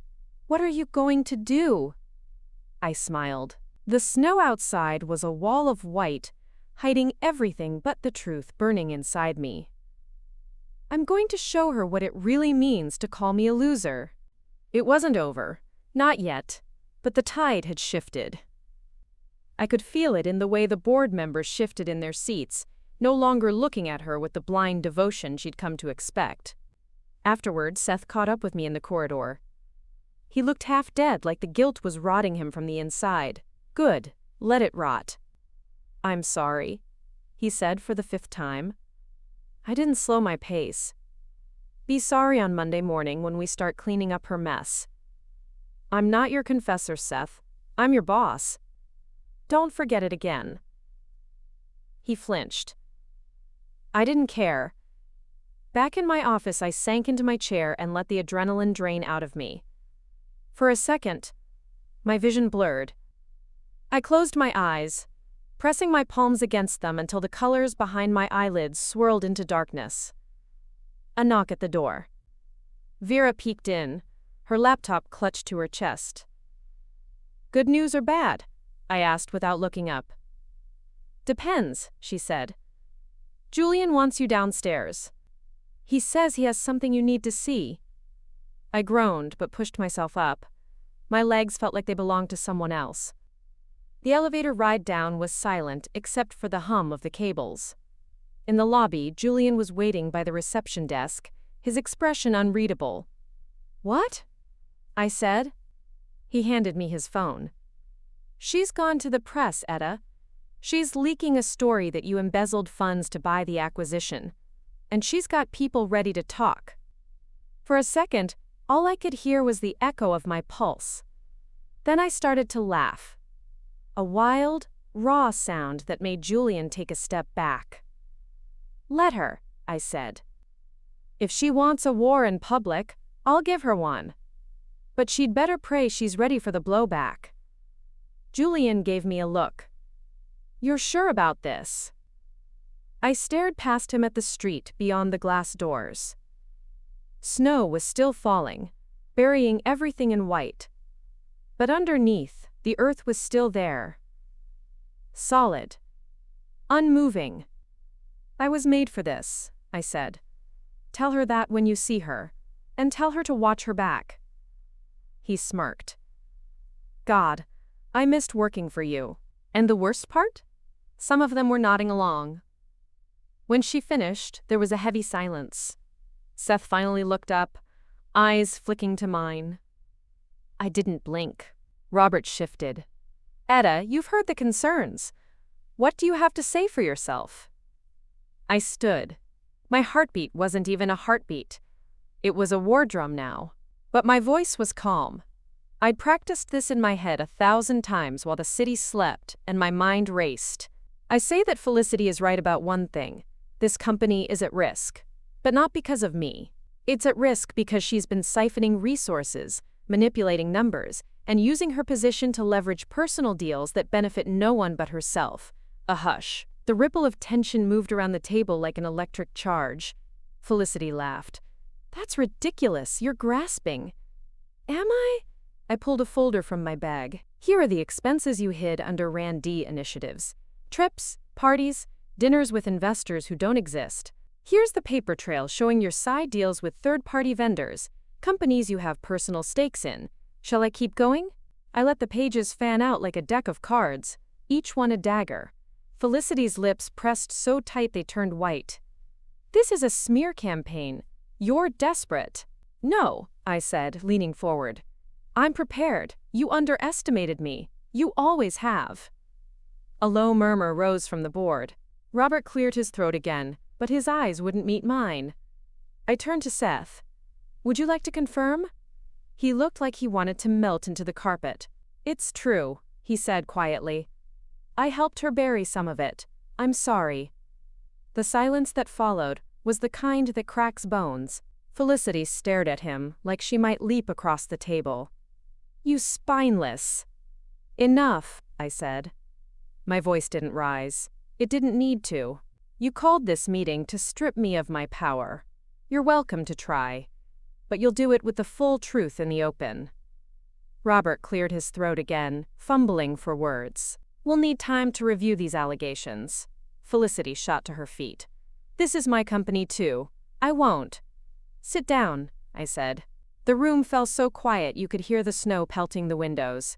You won't do anything except wait for the vote. By the time I reached the boardroom, the marble floors outside echoed with whispers. It was early. Too early for half these people to be here unless something was up. That told me everything I needed to know. Felicity was working the hallways like the debutante she always pretended not to be. I stopped by the glass doors and took a breath. My reflection looked back at me. Sleek black suit, hair pinned back so tight it could cut glass.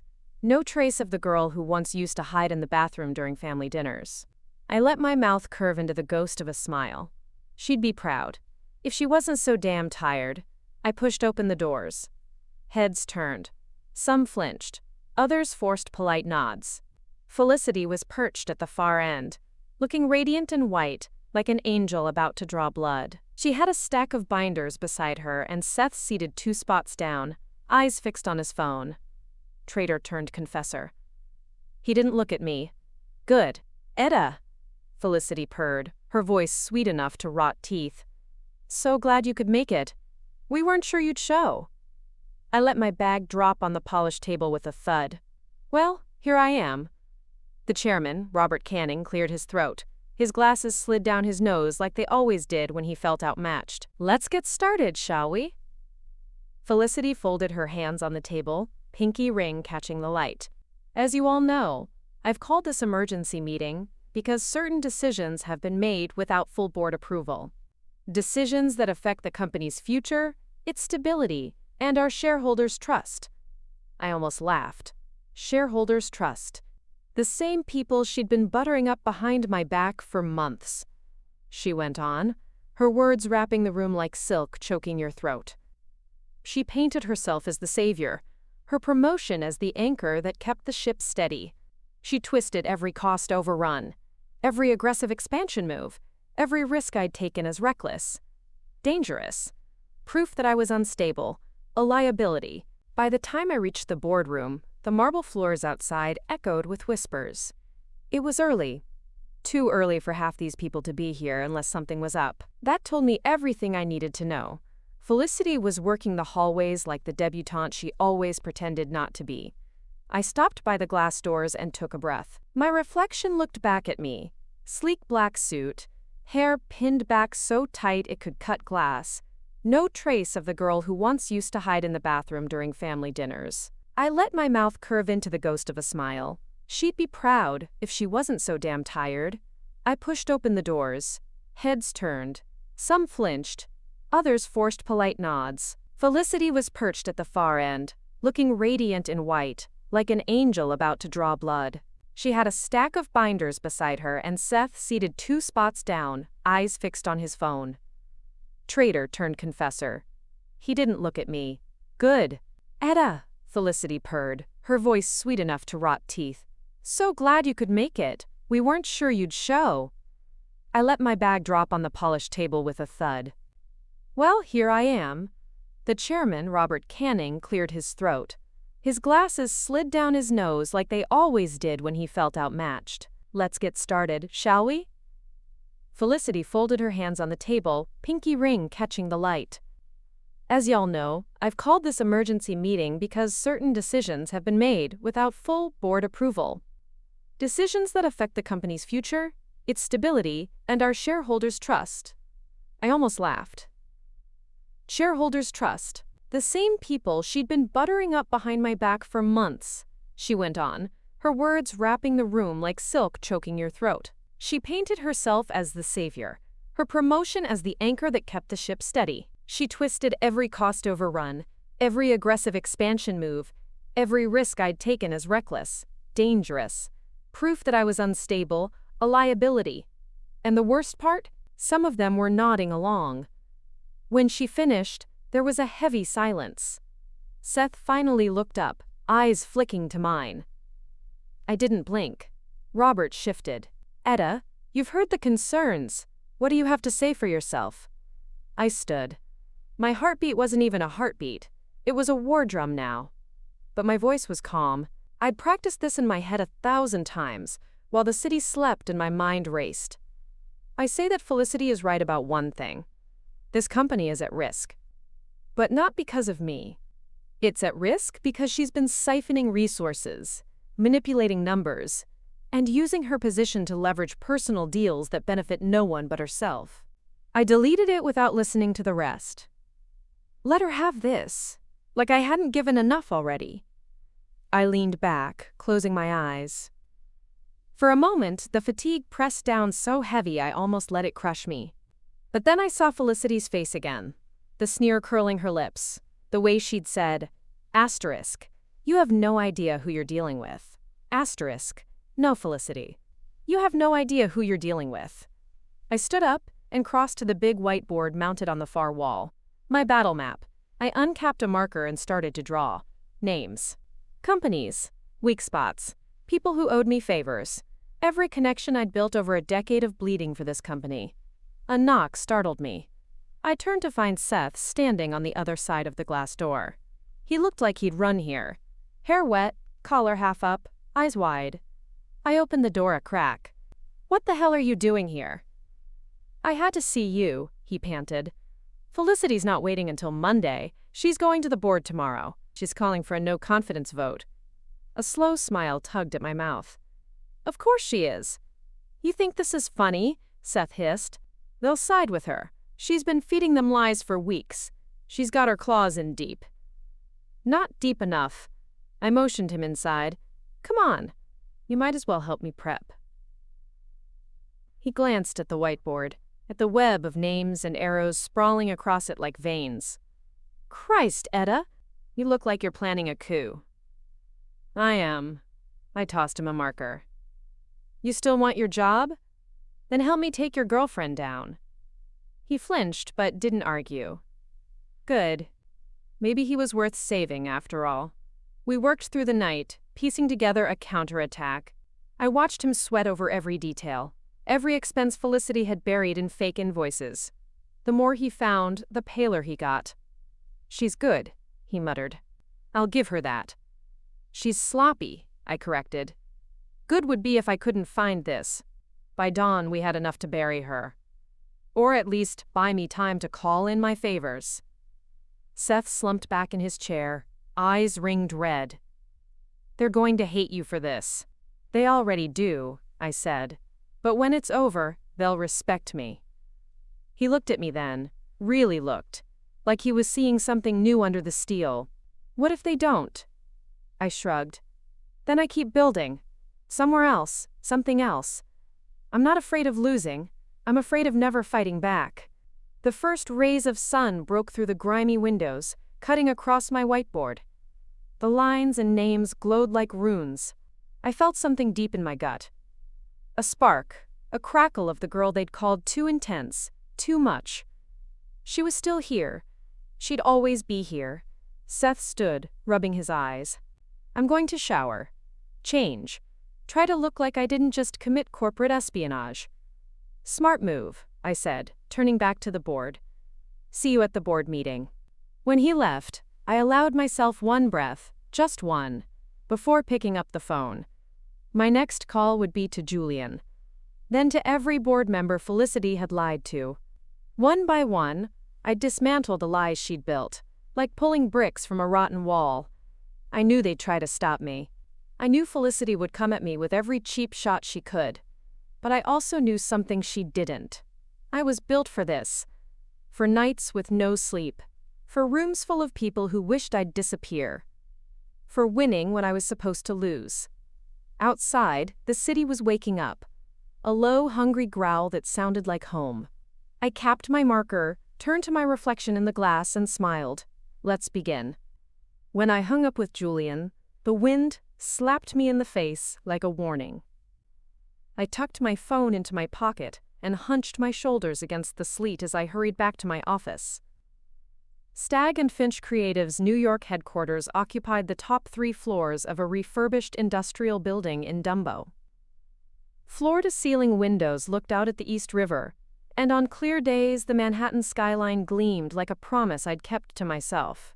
But tonight, the sky was bruised and heavy, the windows streaked with water that turned the city into an oil painting come undone. I swiped my keycard at the security desk. The guard on duty, an old vet named Manny, gave me a sympathetic smile. "Working late again, Ms. Mercer?"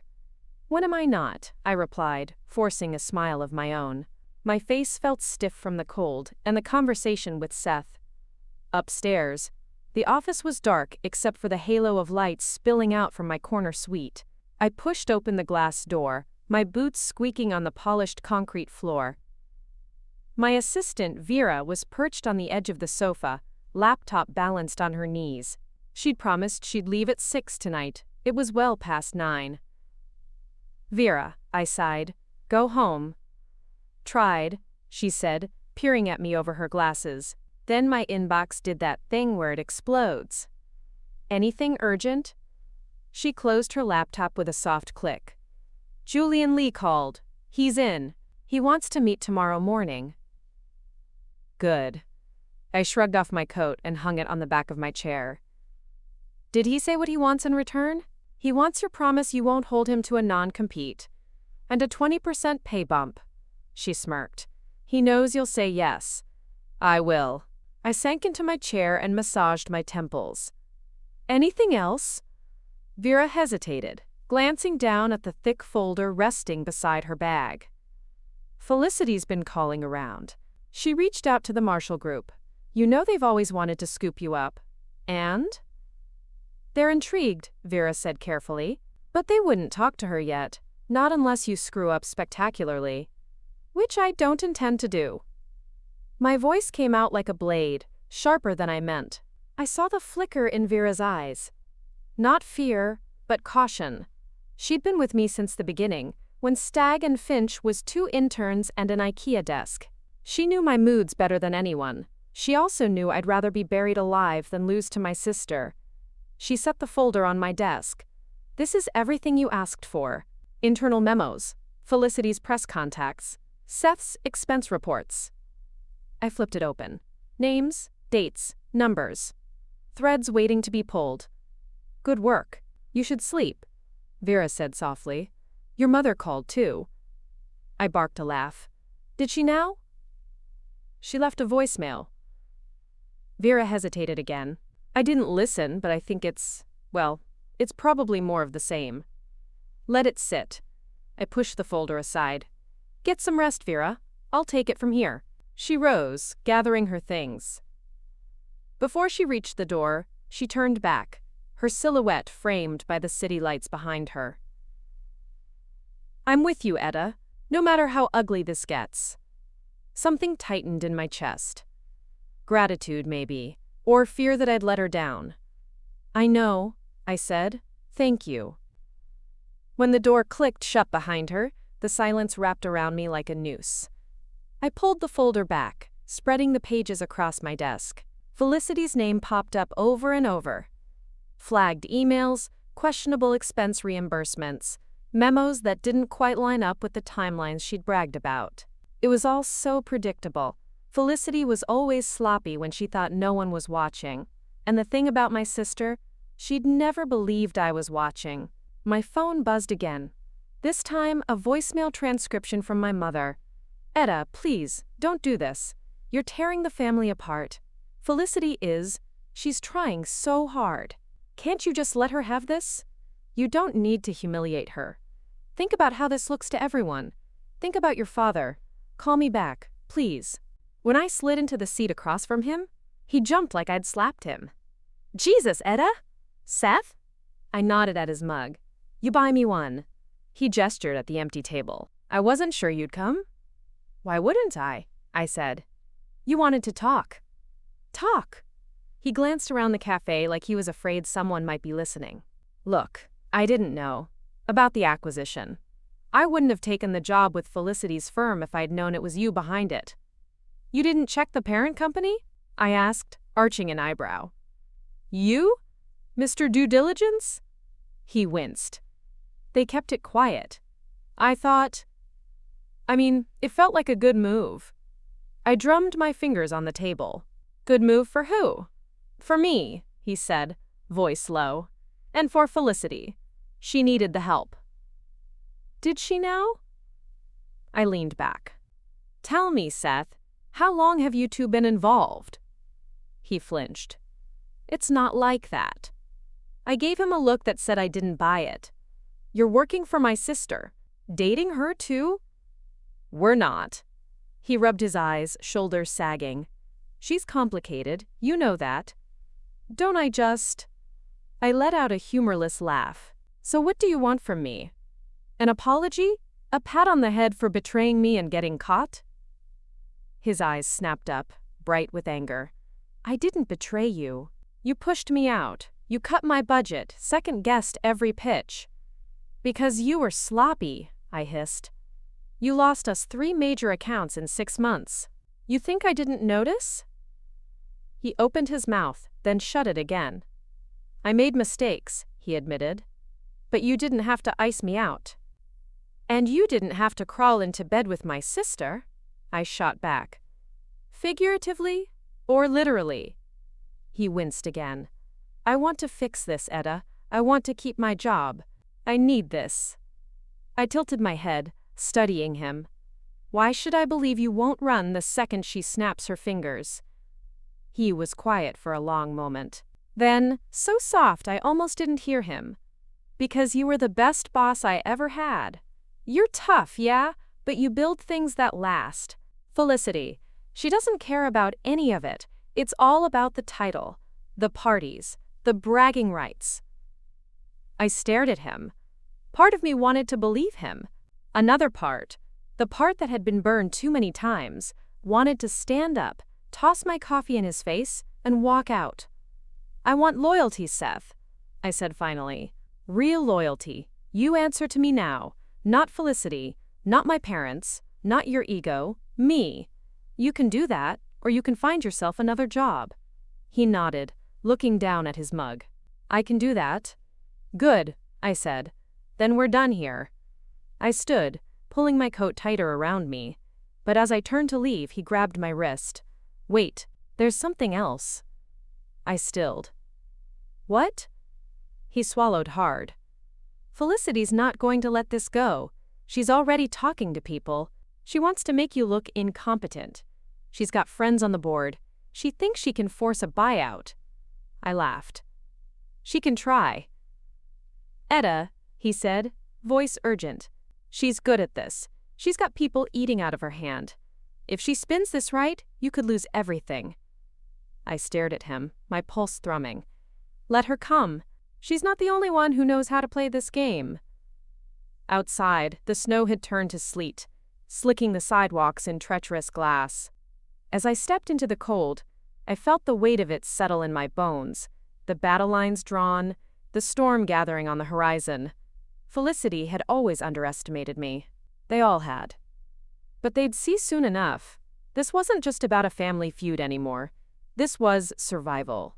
And I'd be damned if I let my own blood take from me what I'd built with my own 2 hands. I pulled out my phone, thumb hovering over my contacts. I needed allies, people who owed me favors, people who hated Felicity more than they loved the family name. My finger hovered over one name, Julian Lee, my best strategist, poached by a rival agency last year. He'd left on good terms, better pay, less pressure. But I knew him. I knew what made him tick. I dialed before I could second-guess myself. It rang twice before he picked up. Etta? This is a surprise. Julian, I said, my voice steady as the ice around me. How would you like to burn some bridges with me? And just like that, the war began. The drive home felt like I was carving my way through a world that no longer wanted me. Snow pelted my windshield in heavy, wet clumps, smearing the glass until the road ahead blurred into shadows. I didn't turn on the radio. I didn't need music tonight. My thoughts were loud enough. When I finally reached my building, an old converted warehouse in Brooklyn, with exposed brick and too many drafts, I sat in my car with the engine ticking and my heart still drumming out the memory of Felicity's face. The fury there, the disbelief. For a moment, I almost felt sorry for her. Almost. I gathered the contract from my bag, smoothing the creases she'd left in it when she shoved it back at me. Her perfect manicure had left tiny scratches in the paper. Evidence. Proof that this wasn't some fever dream, but real, solid mine. Inside, my loft was exactly how I left it. All concrete floors, tall windows crusted with frost, and shelves crowded with design books, award plaques, and half-finished mock-ups. No family portraits here. No smiling faces to remind me who I was supposed to be. Just me. Just Etta Mercer. The too intense girl who grew into the too intense woman. I dropped my keys on the table, tugged off my boots, and stood there in my socks, staring at the view of the city lights bleeding through the snow. I could almost hear Felicity's voice echoing in the space. You think you've won? You have no idea who you're dealing with. She wasn't wrong. I knew her. Knew the way she could twist a story until even the truth sounded like a lie. She'd spin this, paint me as the villain, the greedy sister who couldn't stand to see her shine. She'd get our parents on her side. Our cousins. Maybe even Seth if he thought it would save his skin. But they didn't know what I'd survived to get here. I poured myself a glass of water and stood by the window, sipping slow, staring at the snowflakes as they drifted under the street lamp. They looked peaceful, fragile, but I knew better. Even the gentlest snow could bury you alive if you let it. My phone buzzed on the counter. I flinched at the sound, then walked over to check the screen. A text from an unknown number. Nude lied. Gold noodle, Dickie's show. Mood sunny das sack. Tomorrow. Noon. Coffee house on 5th. Coffee house on 5th. No name, no punctuation. But I didn't need to guess. It was Seth. The only one in that house tonight with enough shame to reach out. I didn't respond. Instead, I dropped my phone beside the contract and walked to my drafting table. The model I'd been working on, a concept for a boutique hotel in Lisbon, sat unfinished under a cone of lamplight. I ran my fingers over the tiny balsa wood beams, the delicate cutouts of windows, the swoop of the roofline that I'd designed to mimic a wave. Work. That was my religion. My refuge. The place I went when the world told me I was too much or not enough. Here, my intensity wasn't a curse. It was the spark that kept the lights on.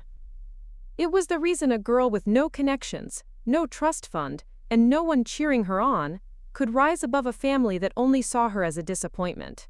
I sat down and started sketching new elevations. Penciling in detail soothed the raw edge inside me, smoothing out the jagged replay of Felicity's words, Dad's pitying sighs, Mom's sad eyes. I didn't look at the clock. Hours slipped by like a river under ice. By the time I crawled into bed, my phone was blinking with 3 more messages, all from Seth. Please. Just meet me. Asterisk asterisk. Samvovais of Priditice. Tiperas Belasoi TKH. Tiperas TKH. Glinky more my swear, my 3 izzy detaid jodes kh. Please TKH. Samvovais detaid TKH. Asterisk asterisk. Yelly just TK jodes kh. Thesteres ver jodes kh. I dropped the phone face down on the nightstand and lay staring at the ceiling. The city hummed outside. Distant sirens, the hush of tires on snow. My loft was cold enough to see my breath. I didn't mind. The cold reminded me I was still alive, still here, still fighting. Sleep didn't come easy. It never did when my mind was chewing on a problem.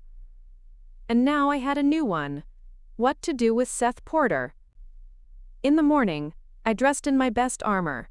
Black wool coat, sleek boots, hair pulled back so tight it felt like a facelift. When I stepped outside, the wind knifed through me, sharp and bracing. Good. I needed that edge. The coffee house on Fifth was already buzzing when I got there. A little indie place with cracked leather booths and a chalkboard menu. I spotted Seth before he saw me, huddled in a corner, hands wrapped around a mug like he was trying to warm himself from the inside out. I watched him for a moment. He looked different here. Smaller. His coat rumpled, hair askew. Not the polished account manager, who used to strut around my office with that easy grin charming clients out of millions.